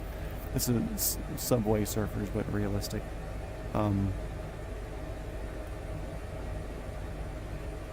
for me, it's like, cool, that's not a priority for me, you know, like, I mean, unless I start getting thousands of people watching me do this, and talking in chat, and donating, and getting sponsors and everything to where, like, this is a legitimate option at livelihood for me, then I'm not interested in becoming a gaming channel, you know? The only reason I'm doing this is because, like, I'm playing the game anyways. And I don't even stream anywhere near as much as I play. I'm usually on this thing for like a couple hours a day. Whether it's like trying new things, little missions here and there, whatever. I'm getting my hours by nickel and diming my way in, basically. This is kind of like my biggest hour gainer here is going to be this. It's like, cool, I'm already going to be on the sim doing stuff. Might as well stream it every once in a while if I'm doing something neat, or I just want to talk about, you know, Black Hawk making enemies with an airplane or a helicopter in New York. It gives me a chance to talk about that. It gives me a bit more room to play around and just have fun, you know, chat to my homies. And it's like if you had 2024, or you would, or if you're doing like a more serious sim setup, like, yeah, invite you out here, fly, be my wingman, you know. And that's kind of open. If anybody ever comes in here, or somebody's watching this in the future, like, oh man, we're gonna look out for Matt live stream in the future. Yeah, people are more than welcome to come and fly next to me on this, you know. Like, you can even get in the game chat with me, as long as you promise not to say any gamer words. Or women. Dude, and it's like, I love making women jokes. Don't get me wrong. I love women. I love making women jokes. But so much of the commercial pilot world in recent times, they lost a lot of pilots due to COVID mandates. And then they started pushing through a lot of lower time PICs, or pilot in commands, where I don't want to call it questionably low hours, or like, why were they even near a plane? Like, cool, people pay their dues. You know, I'm not going to take away the option for a job for somebody having 1,000 hours to go be a pilot. You know, that's not my place. I think that I would be a great pilot at a lower hour count, but I'm still going to have to pay my dues regardless. But I still don't even think I've seen the full report from the Canada one. But if you're just looking at like pure hours or something, it was like, I want to say she was sub 1,000 for the Canada one. I think the one that honestly blows my mind is the military one, because with the Black Hawk, because it really does show the lack of knowledge on flying and hours and experience and stuff with the general public. I've listened to some podcasts and talked to some friends who are pilots who have gone to places like Maverick Helicopters or Papillon, or one of the big tour agencies out of the Grand Canyon. And they were saying, like, a couple of times a day, people were like, oh, so were you former military and you're a pilot now? And they're like, no, you don't have to go to the military to be a pilot. It's not a requirement to be a pilot. You can take money out of your own pocket and save up, or take out a school loan and go learn to be a pilot. You don't have to do this military career path. And also, the military career path isn't a great career path to put you into anything other than military piloting. I mean, a lot of these guys, they'll fly the Lakota, which is this helicopter here, but not with this tail section. I think they're open, the earlier ones, the like BK-117, EC-145D1, maybe? I forget. Anyways, like picking up things, it's like 1 in 5 pilots does any external load stuff, and then usually it's them who sticks to it throughout the course of the career. They don't like train other people into it. They'll maybe touch on it here and there, so they're competent-ish. But a lot of these pilots get out of the military with like 500 to 700 hours, which isn't enough to even get hired at somewhere like Papillon or Maverick or whatever these tour agencies are. And the pilot flying the Black Hawk, she had like around the 500 to 700 hour mark, which is a really dangerous hour mark to be around, because you've been humbled in your early flight school, like, oh man, helicopters are actually tricky. But then you've been doing it for long enough to you're like, oh man, I'm pretty comfortable in these now, and I can be a little bit less attentive with them. It's usually around like 1,000 to 1,200 that you really start like, okay, cool, I'm not an expert, but now I'm actually kind of sort of getting good. From what I understand, I'm not speaking from experience. But yeah, a lot of these military pilots and stuff, like, sure, they fly, they put in hours, they have good training, but when you see the news saying like, this highly experienced pilot, been flying for a long time, whatever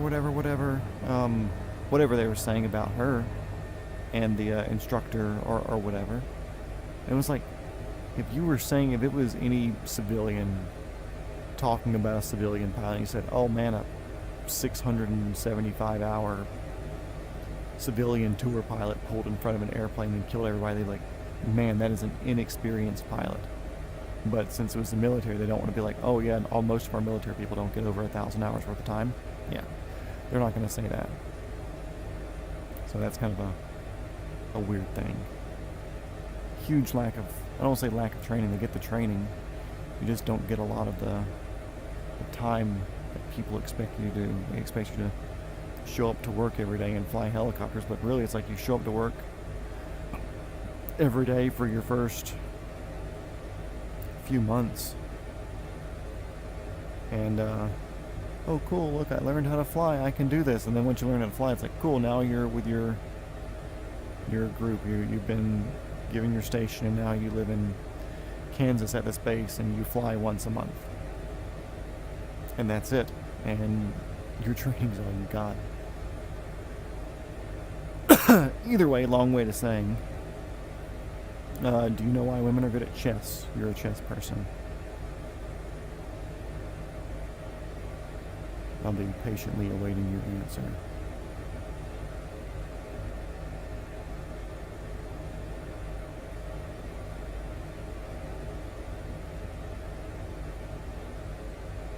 Okay, this is the boring part of Missouri. Obviously.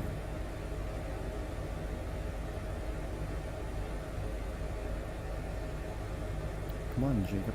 Why are women good at chess?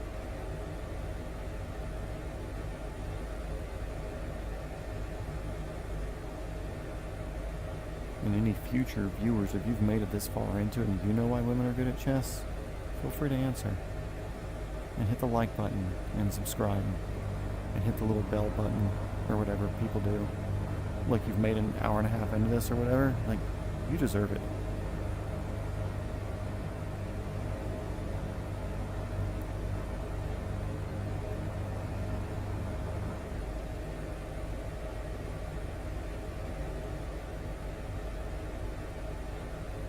We are getting there. We're gonna make it before sunrise or sunset. Maybe.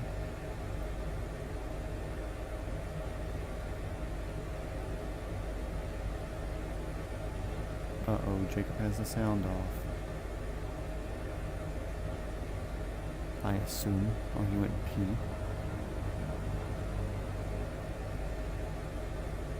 Either way, if you're wondering, women are good at chess because the chessboards look like the kitchen floor.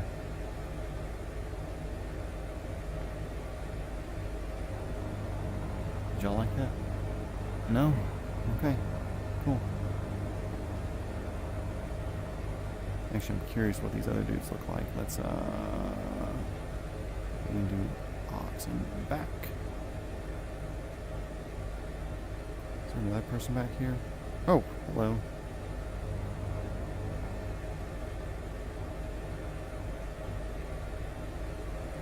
That was fun. Riding in the back. It's roomy back there. Like, there's a lot of space. Like, you think the other seat would be here, but I mean, you got significant leg room here. Decent headroom. Don't know what patient they're looking at here. Let's fly from here for a bit. This is good.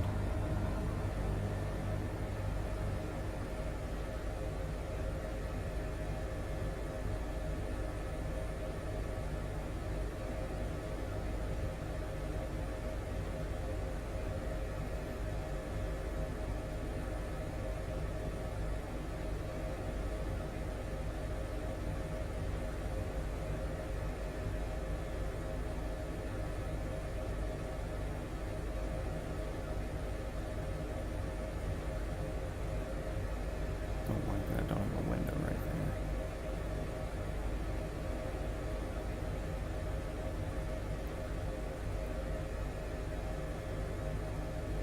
And also, if anybody's wondering, I'm not sitting in his lap. I'm sitting in his lap. Dude, 145s are sick. 135s, I think, are like 2.5 foot shorter interior cabin space or something like that. It's not bad, but apparently they're slightly underpowered too for what they should be, allegedly. What I've been told by people with more experience than me. Yeah, let's go back to the pilot seat up here. Mwah. Oh, we didn't lose that much speed. It was kind of hard to tell back there.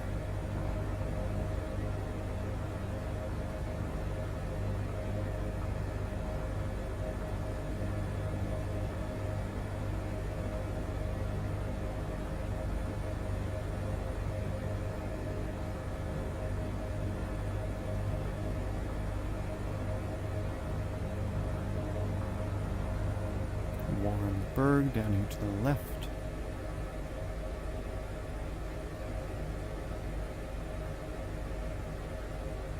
In front of us and to the left.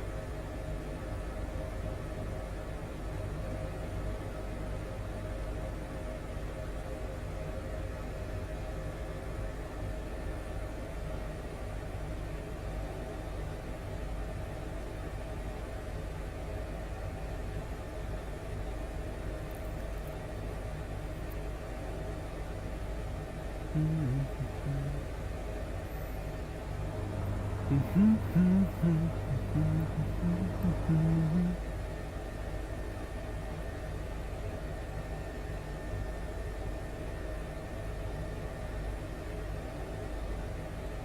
wonder how much altitude I'd have to go to see the sun again.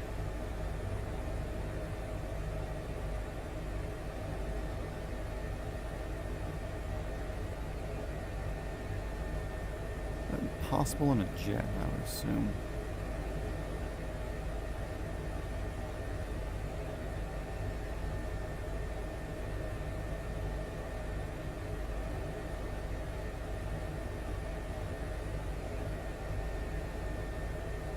Is that Warrensburg off to the left out there? I would assume so.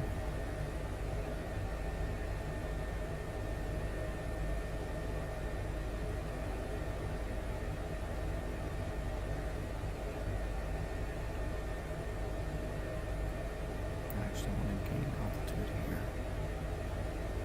I'm going up.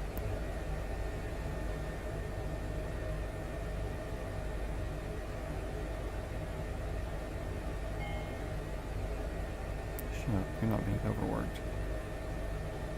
I know my helicopter.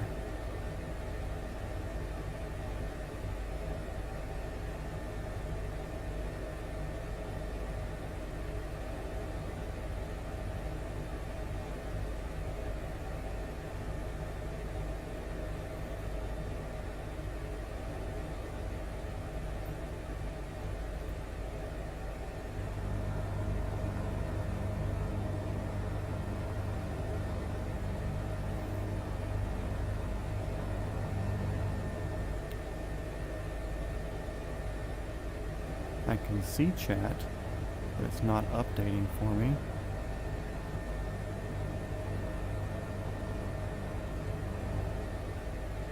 Georgia plane spotting, what up?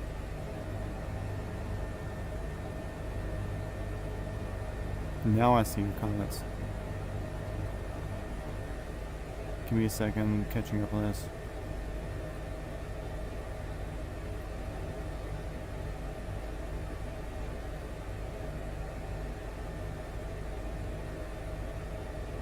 Here.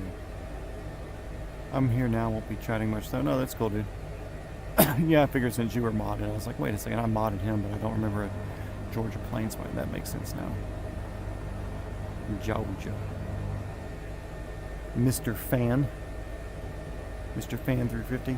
Yeah, but thanks for coming and hanging out. We took off from St. Louis a bit ago.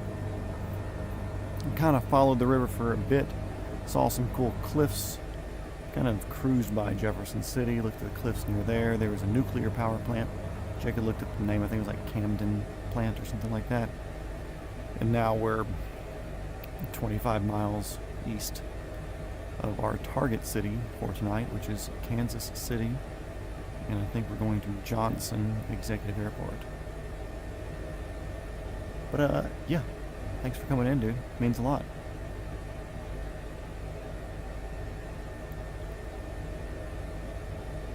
Also, since I can see the chat now, what do you think about the backseat view, Jake? It's kind of weird.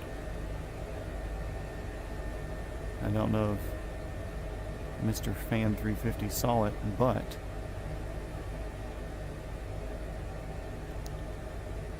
what do you think of this view?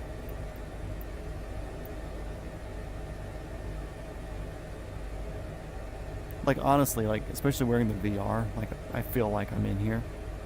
Like, my head's right here against, I feel kind of cozy back here.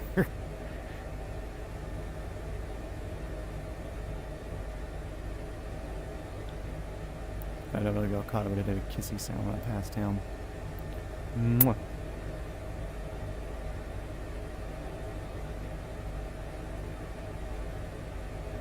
We're still cruising 130 knots. Let's go.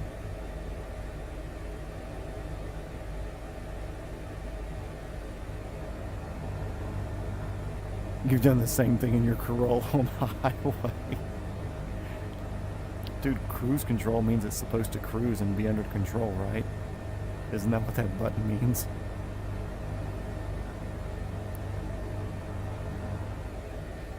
Warrenburg got some lights down there. You ever been to Warrenburg, Jake? Is there anything worth seeing out there? I don't think I'm going to fly there tonight. It's so far away. But I'm curious if there's anything out there.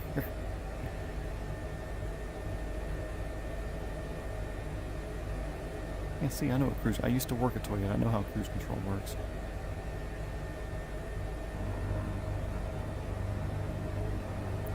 See if I can overspeed this bad boy here.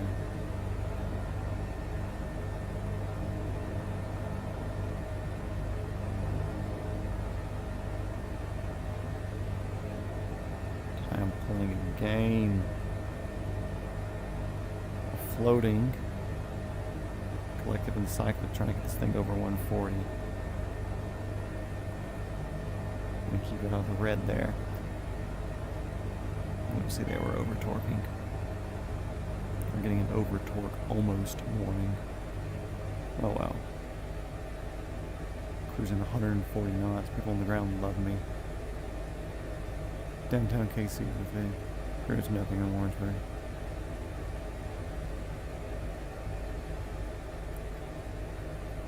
Yeah, what do you think the cup holders are for? Coca-Cola? Bottled water? Hell no. Ooh, Miller High Life. Pop that puppy right in there.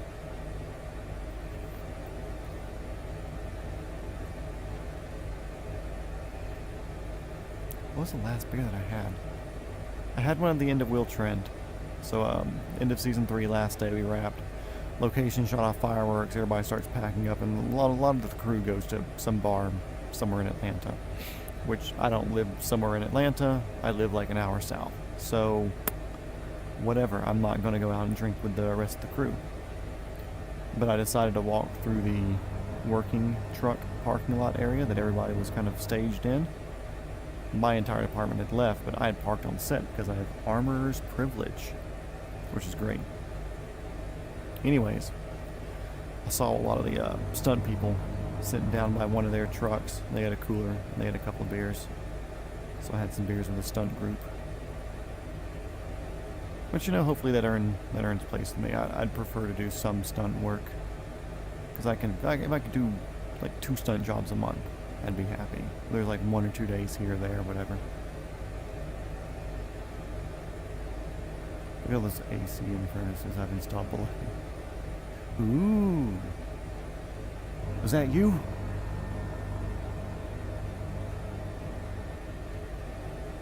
I just pissed off somebody in the back of this helicopter, I'll tell you that. So do you do a lot, I guess, wherever the, hey, there's somebody else in here now too. That's more than y'all. Hello, extra person. I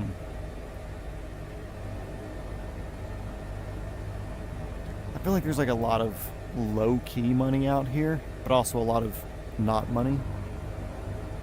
Because I feel like anybody that owns like 5 acres in this area is probably not that well off. Like they're just like normal middle class, as like anybody would be in the city or whatever. But I feel like some of these plots are 30, 40, 50 acres or whatever. I am not a siren. I sing you a song and lure your entire boat deeper into the ocean. It's just a manatee with saltwater pussy.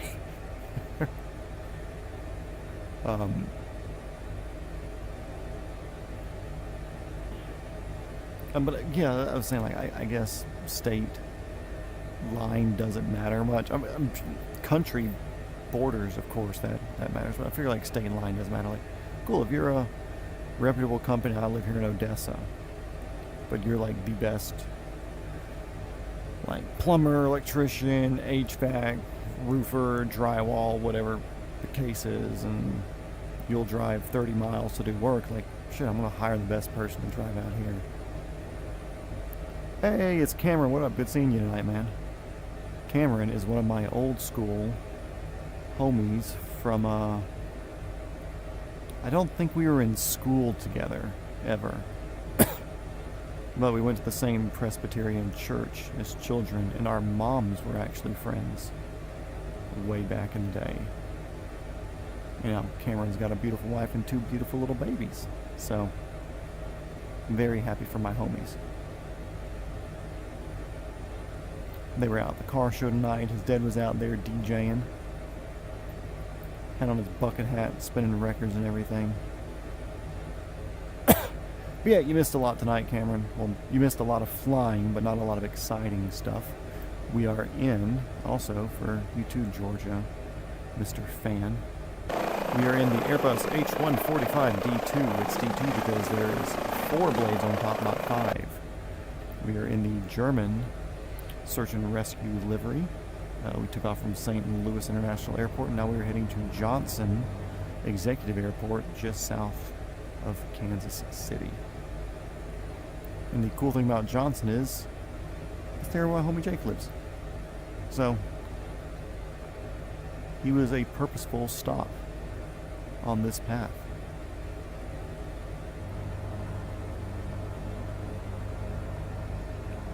Yeah, I feel that. Kid's gonna be a handful sometimes, from what I understand. Did a big metal building home in Odessa.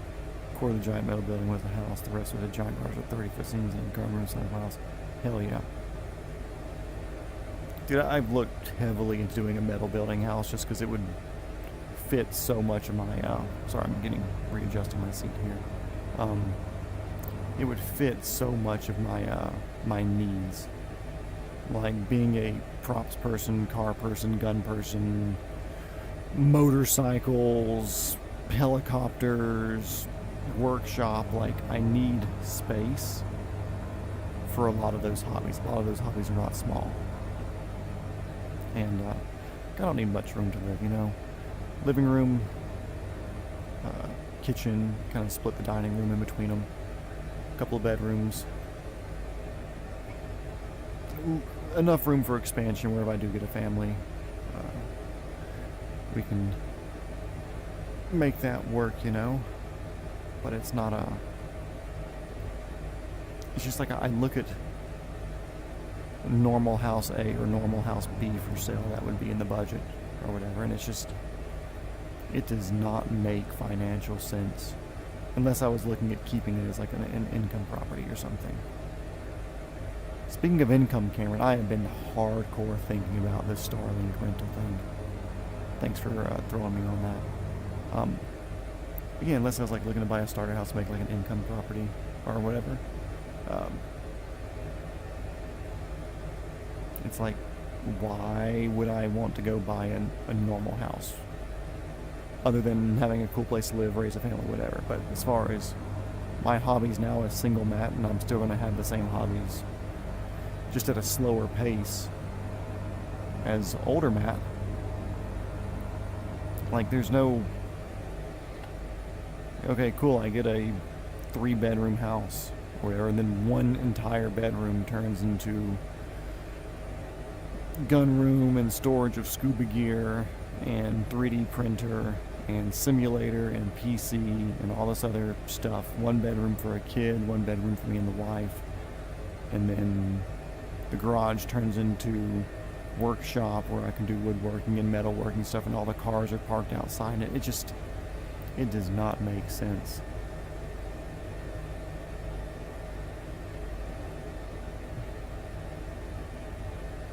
A starter home's $350K now. We call it independent meth dependence.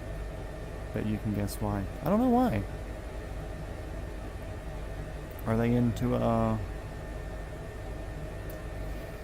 investing? Is that what it is? And they like a lot of investment bankers who live in independence? Because it's financial independence? Meth dependence.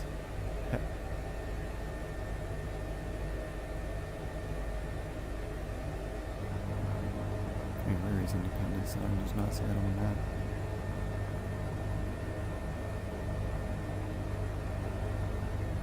I don't want to do too much.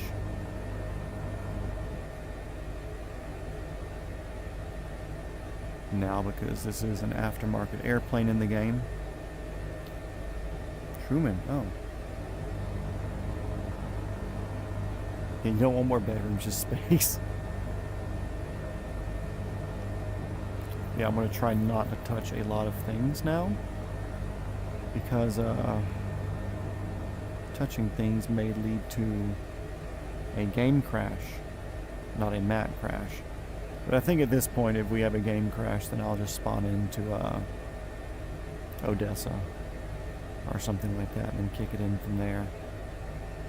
I would like to say that I did like the full flight with no crashes or whatever. Like yesterday it crashed as I was on the ground and the rotors were spinning down. So like we made it to the ground at the Target airport.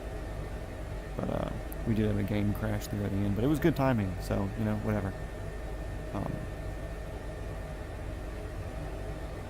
So let's get...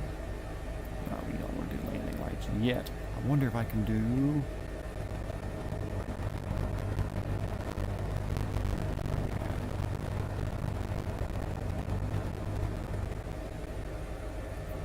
There we go. High intensity searchlight power has been activated.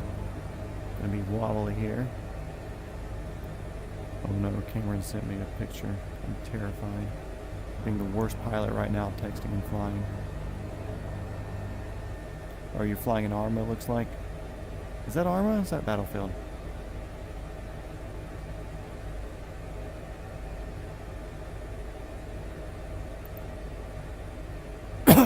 Excuse me.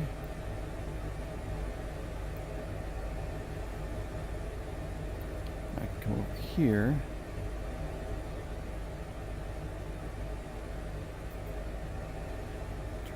That.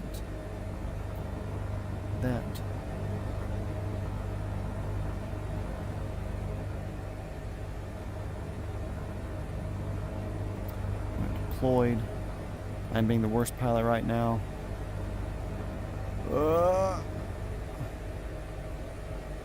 Could I sit down and do this? Maybe. Am I? Nope.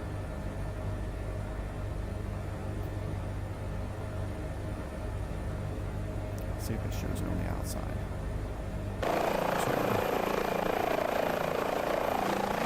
It's not on right now, but you can see it's now facing forward. Maximum speed. No, no, no, no, no. I don't want to. No, no, no, no, no, no, no, no, no, no. We're not going to crash now because we're overspeeding. No, no, no, no, no. We're close. Look, I'm just trying to play with my flashlight. Let me play with my flashlight. Lamp.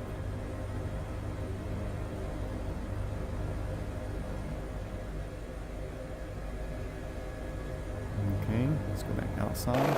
Haha! I have a searchlight on now. I wonder how good this does on the ground. I used, like I said, in 2020, I had this particular searchlight mapped to a hat switch on my cyclic here, so I can actually aim it around. But I don't know, I don't want to dig through the owner's manual right now on this particular model to see what it says. And actually, we're just going to use it as a big old landing light. Because I know there's poles and stuff down here, so we're not gonna risk it. We are too fucking close. From a not as boring flight as I expected to be, I do expect tomorrow to be pretty dull though. Warzone, okay.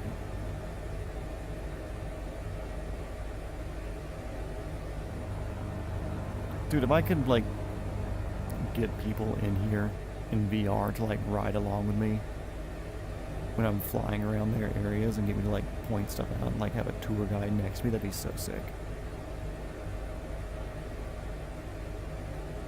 But I don't know how that would work. I have landing lights too, but kind of useless at this point. But we're heading for Johnson. What do you think, Jake? Do we do Kansas City tonight or do we do Kansas City tomorrow when we're leaving? I'll let that be your call, because you're here now. I don't want to make you show up 2 nights in a row. I'll kind of adjust myself to point a bit north here. We got plenty of fuel, so...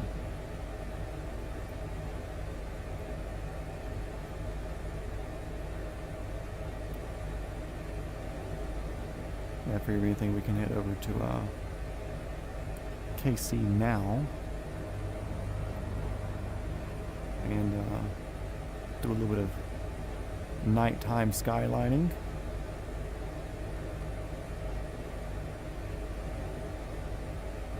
Cool. We'll swing downtown for tonight then. And then I think tomorrow I'm just going north anyways to make up to Sioux Falls. I believe that's my path tomorrow that I have figured out.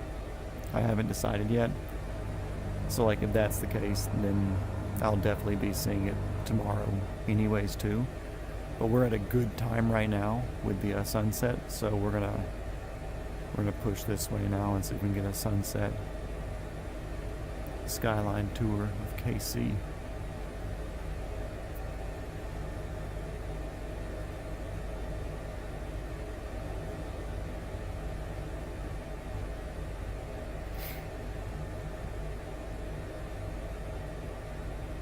Did you ever end up going to my friend's gun store just there on the north side of the river? I forget the name of it. Like Hot Shots or not Hot Shots. I feel like it's something cheesy-ish like that.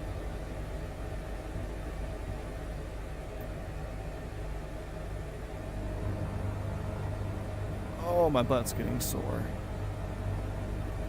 If there is a chair sponsor out here that's watching this in retrospect, hit your boy up.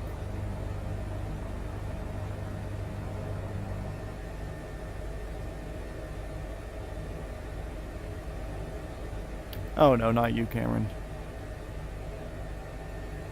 Cameron, if you need a gun, like, I've already helped you get a gun. And I'm very proud to say we helped you get a quality firearm with a quality optic on it. So, I'm very proud of you. Jake, he was looking at some worse than poor style rifles. But we convinced him to grab a Psionics 16-inch rifle, and I think he snagged an EOTech off the demo cell on a Euro optic.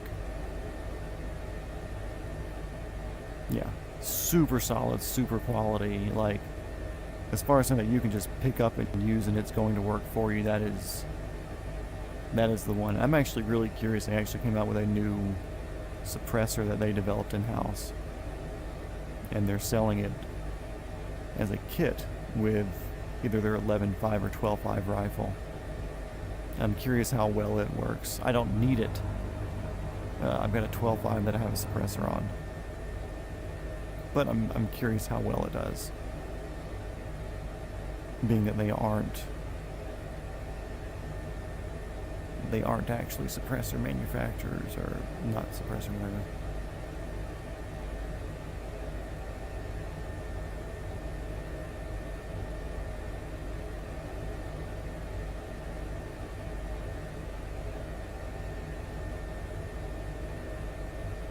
You worked over here in time, nice. Now, PSA is not bad. PSA has stepped up a lot of quality in recent years. And for most people's use case, I don't have a problem with them running PSA now. 5 years ago, that was a different story, but they've changed a lot. I want to be like, oh man, I'm so proud of them. They're growing up, but they really have. They really have changed a whole bunch. So good on them. What I will say though, I'm gonna go a little more right. There's a big fucking tower up here. Gotta look out for that. There were some of the companies that you were sharing that were just trash.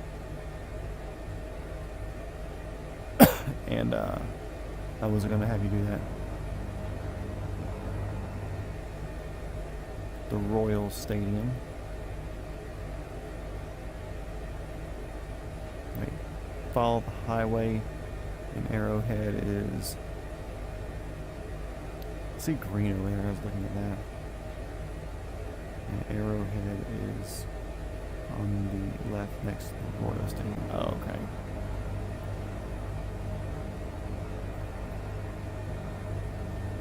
I'm just trying to go over here to North KC, man. My first time here, and you're trying to tell me to do all these things. Having a sensory overload.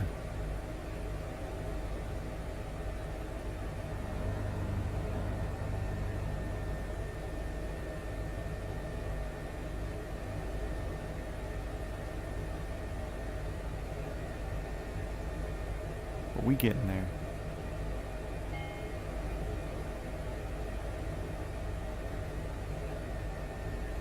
Trying to get up here to the city before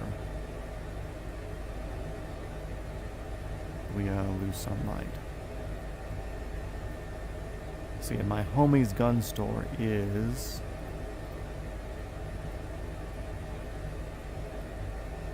like right here in the North Kansas City areas of the downtown airport. It's like right here. There's a gun store here-ish. That's his place. Now, I'm not telling you to walk into his gun store and use a gamer word, but if Brian, the owner, is there and you tell him Matt from Instagram sent you and to say a gamer word, and you do that, he may give you a discount. Autism moment. Sensory overload, I can't tell. See, there's that tower right there. They don't have towers with blinking lights here, which is wild. So I don't know if y'all can see that. But there is that. Right there at the end of the pointer there.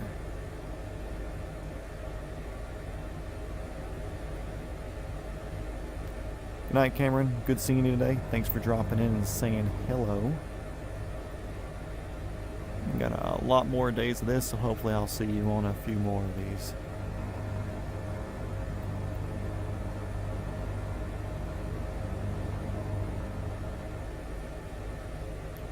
Yeah, Brian's his name, he's the owner. He used to be an employee there, but he ended up buying it from the guy who owned it, because he was looking at retiring or whatever, so he bought the store from him, all the inventory and stuff, and It's now his store. I want to say he did $1 million his first year, so good on him. Great guy. Gamer words and talk about wiener dogs. Be your best friend.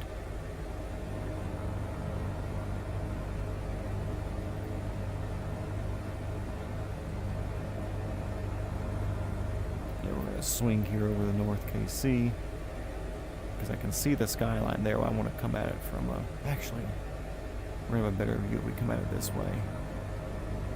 Because we'll have the sunset in the background. Yeah. Here we go.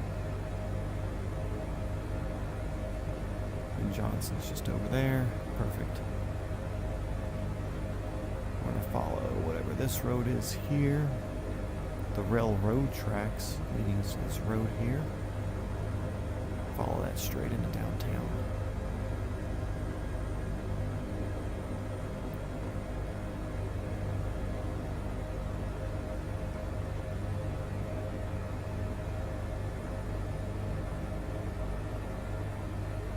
I think we just do a big clockwise orbit of all the bigger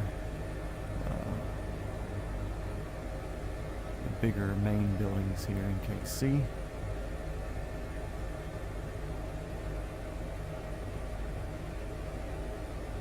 Actually, we'll do counterclockwise. I think that'll line us up better with Johnson.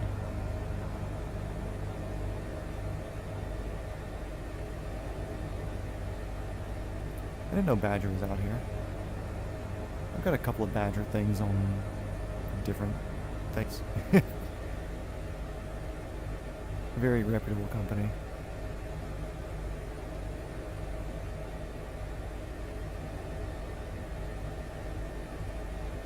I wonder if KC has a downloadable town, like update or whatever. I know with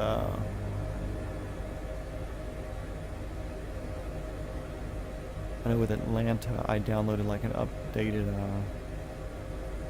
updated graphics and lights and everything, and Atlanta looks really fucking cool at night for me.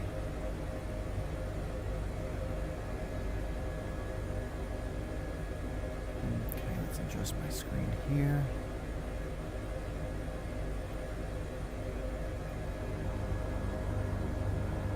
Yeah, the buildings look very generic.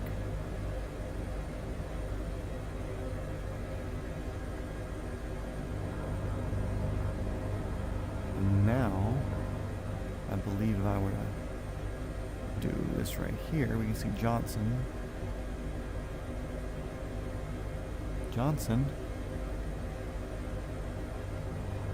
Anyways, I know Johnson's this way. Maybe it's more to the right. That's why I'm thrown off.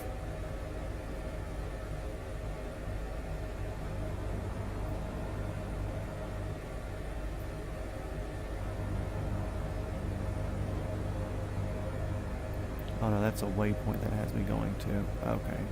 Cool, yeah, we're significantly off to the right over there. We have to Shawnee and Overland, that's right. OP. Do y'all call Overland Park OP, or am I just making something up? If there's the river that I was kind of following, loosely following. Yeah, so Johnson's Way. Way back over here. Yeah. And way down to the left. Sick.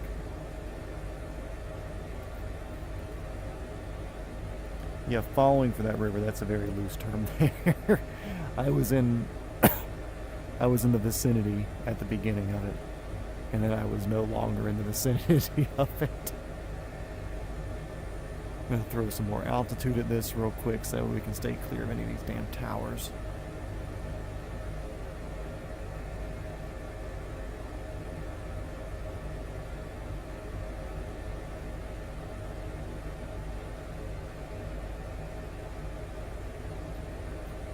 Stars are starting to come out. This ended up being a perfect little sunset flight. 6 people in here. Who else is here? Cameron went to sleep. I guess Mr. Fan is still in here. Jacob here. I got my account watching. Maybe somebody else. Just peeking. Either way. Glad there's people in here. It's been a much more enjoyable flight today, just having somebody to quib with back and forth. Don't bullshit me. Do people really call it OP?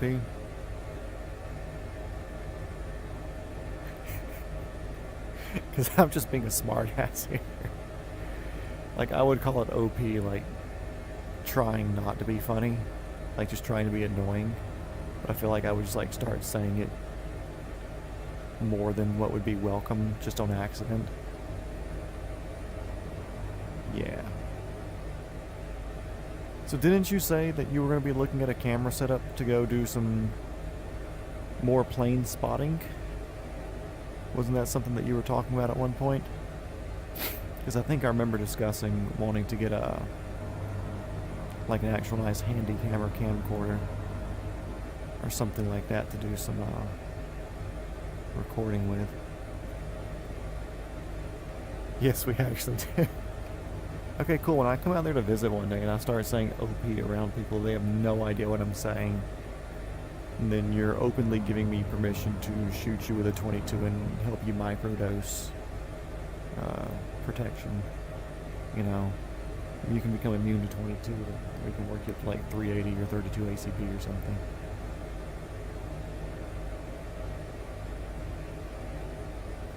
Yeah, but so you think so. I could have remembered asking you about it before because you were talking about doing plane spotting and stuff.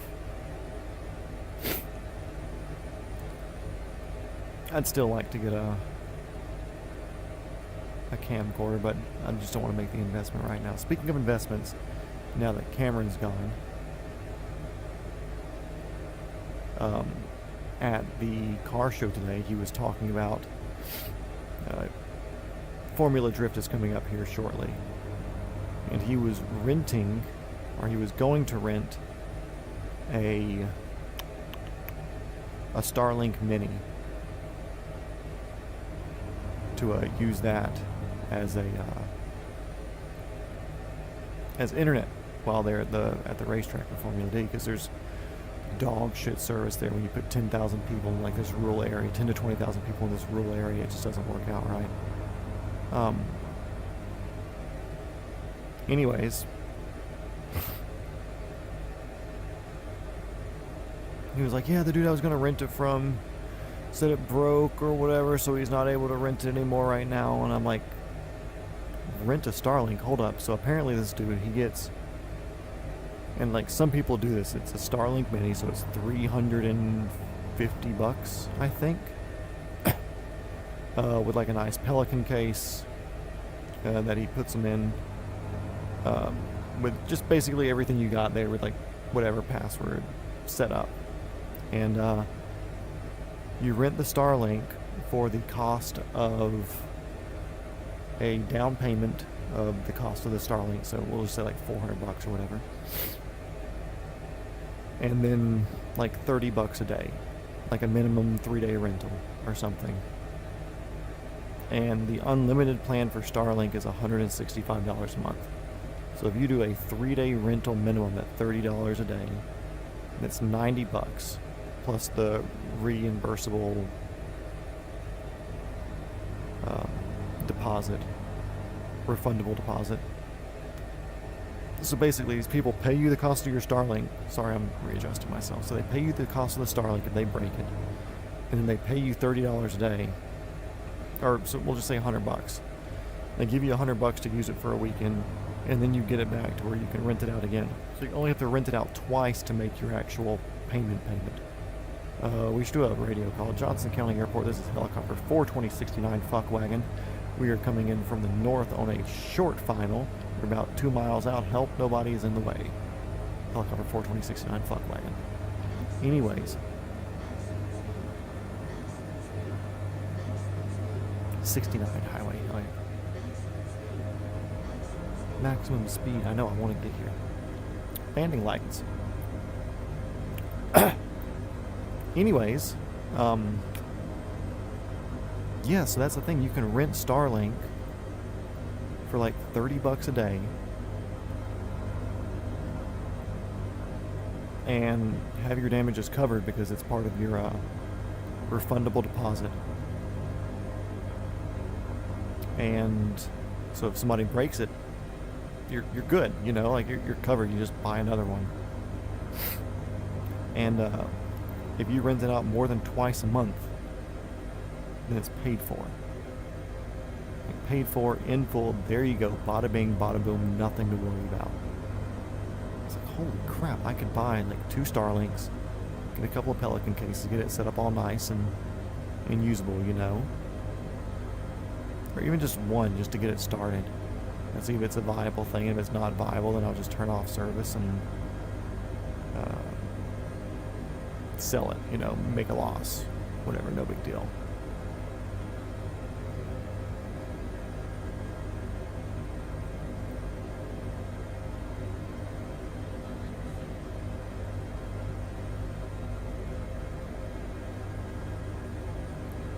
I think these lights lighting up so much is screwing me up a little bit.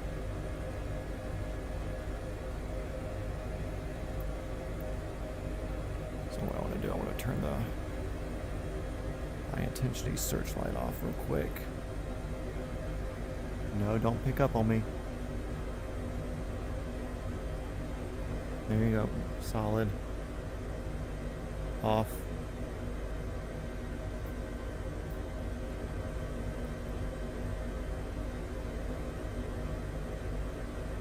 One of those is the high intensity searchlight, whatever. We'll leave landing lights on. Where do we want to go park? We're going to go park over here to over Alpha.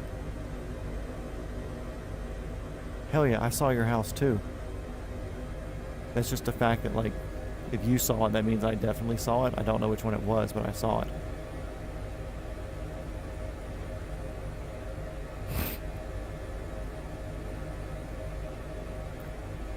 Come over here. I don't know where I'm going, but we're going to call this ramp here at the northeast corner of the airport what we're calling for the night. Looks like there's some jets and planes over here, so we're in good company. Oh, and there's the fuel box. Perfect.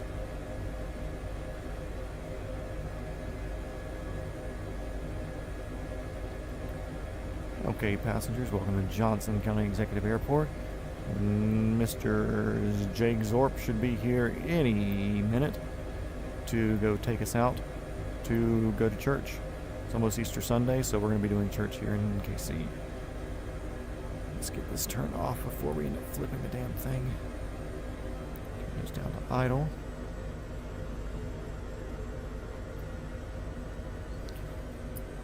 Turn the landing lights off.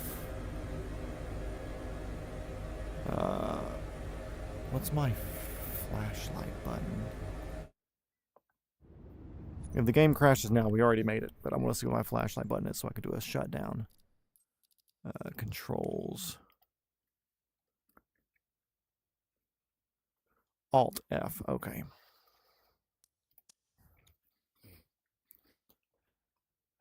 Saving back. Okay. Let's see. Alt F. Perfect. Collision lights. I gotta use my damn mouse because the pointer doesn't like working.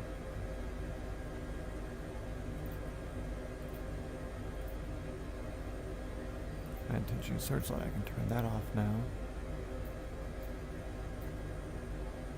PO heat's off. That's closed. We've cooled down enough. Adios.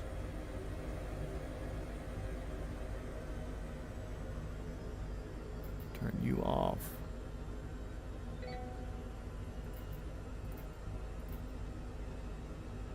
Turn you off. Main battery sick.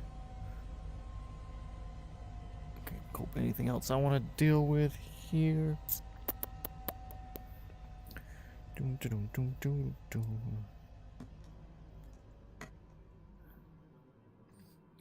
So this probably wants the main battery on for the brake for some stupid reason.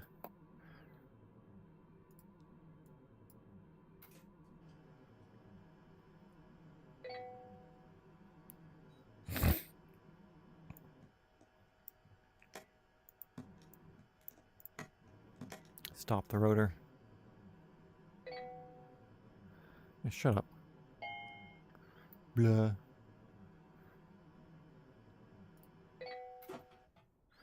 Okay, Shift C. There we go, guys. That was a flight from St. Louis all the way out to Johnson County Executive here in Kansas City. Jake, Mr. Fan, Sean, Belen, Cameron, everybody who dropped in, I appreciate it. Let's look at tomorrow's path real quick. We'll figure this out a little bit ahead of time. End flight. So cool, we're now at Johnson, and we're at parking 35 there. What's that? Look, Jake, your house. Let's change the time so we have more light on the map.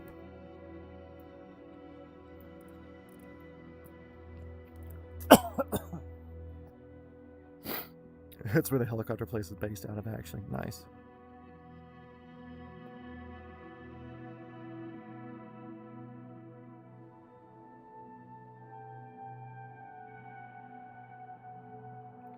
Oh yeah, I'll be here. I don't see why I wouldn't be able to do tomorrow.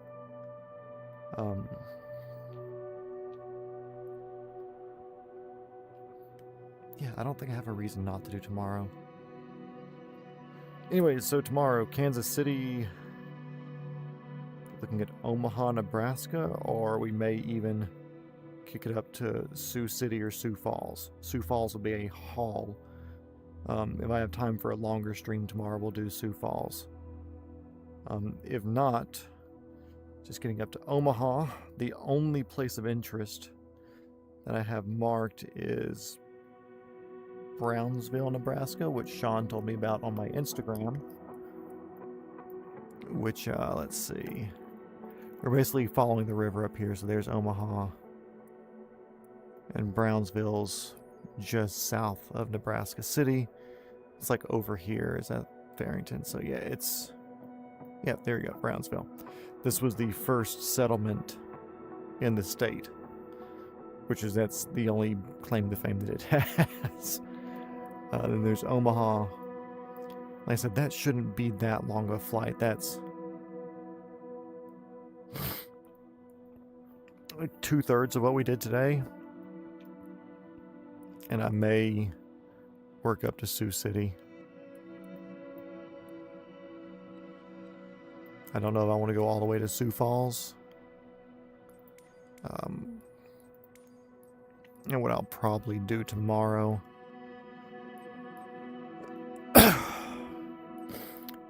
I kind of want to do a Bell, whether it's the 206 or the Bravo or the Lima. Haven't done the 500 yet. The 130 would be neat. This is slow, but it's big. These, I'm having weird issues with those in the sim. I'll do an R66 eventually, but I can't do a cold start with it because the sim's broken for whatever reason. Yeah. But it should be fun. I don't see a reason why I wouldn't do tomorrow. But if I do, I'll be here. If not, I won't be here. You can also click the bell icon notification thing. It should let you know when I'm doing it, but it should be around 8 o'clock. Actually earlier. I'll do earlier because I don't want to fly completely in sunset. So like somewhere between 6 and 8 tomorrow Eastern time. But yeah, I appreciate you guys. I'll talk to y'all on and off stream because y'all are the homies. And I'll see you guys next time. Peace. Adios. Love ya.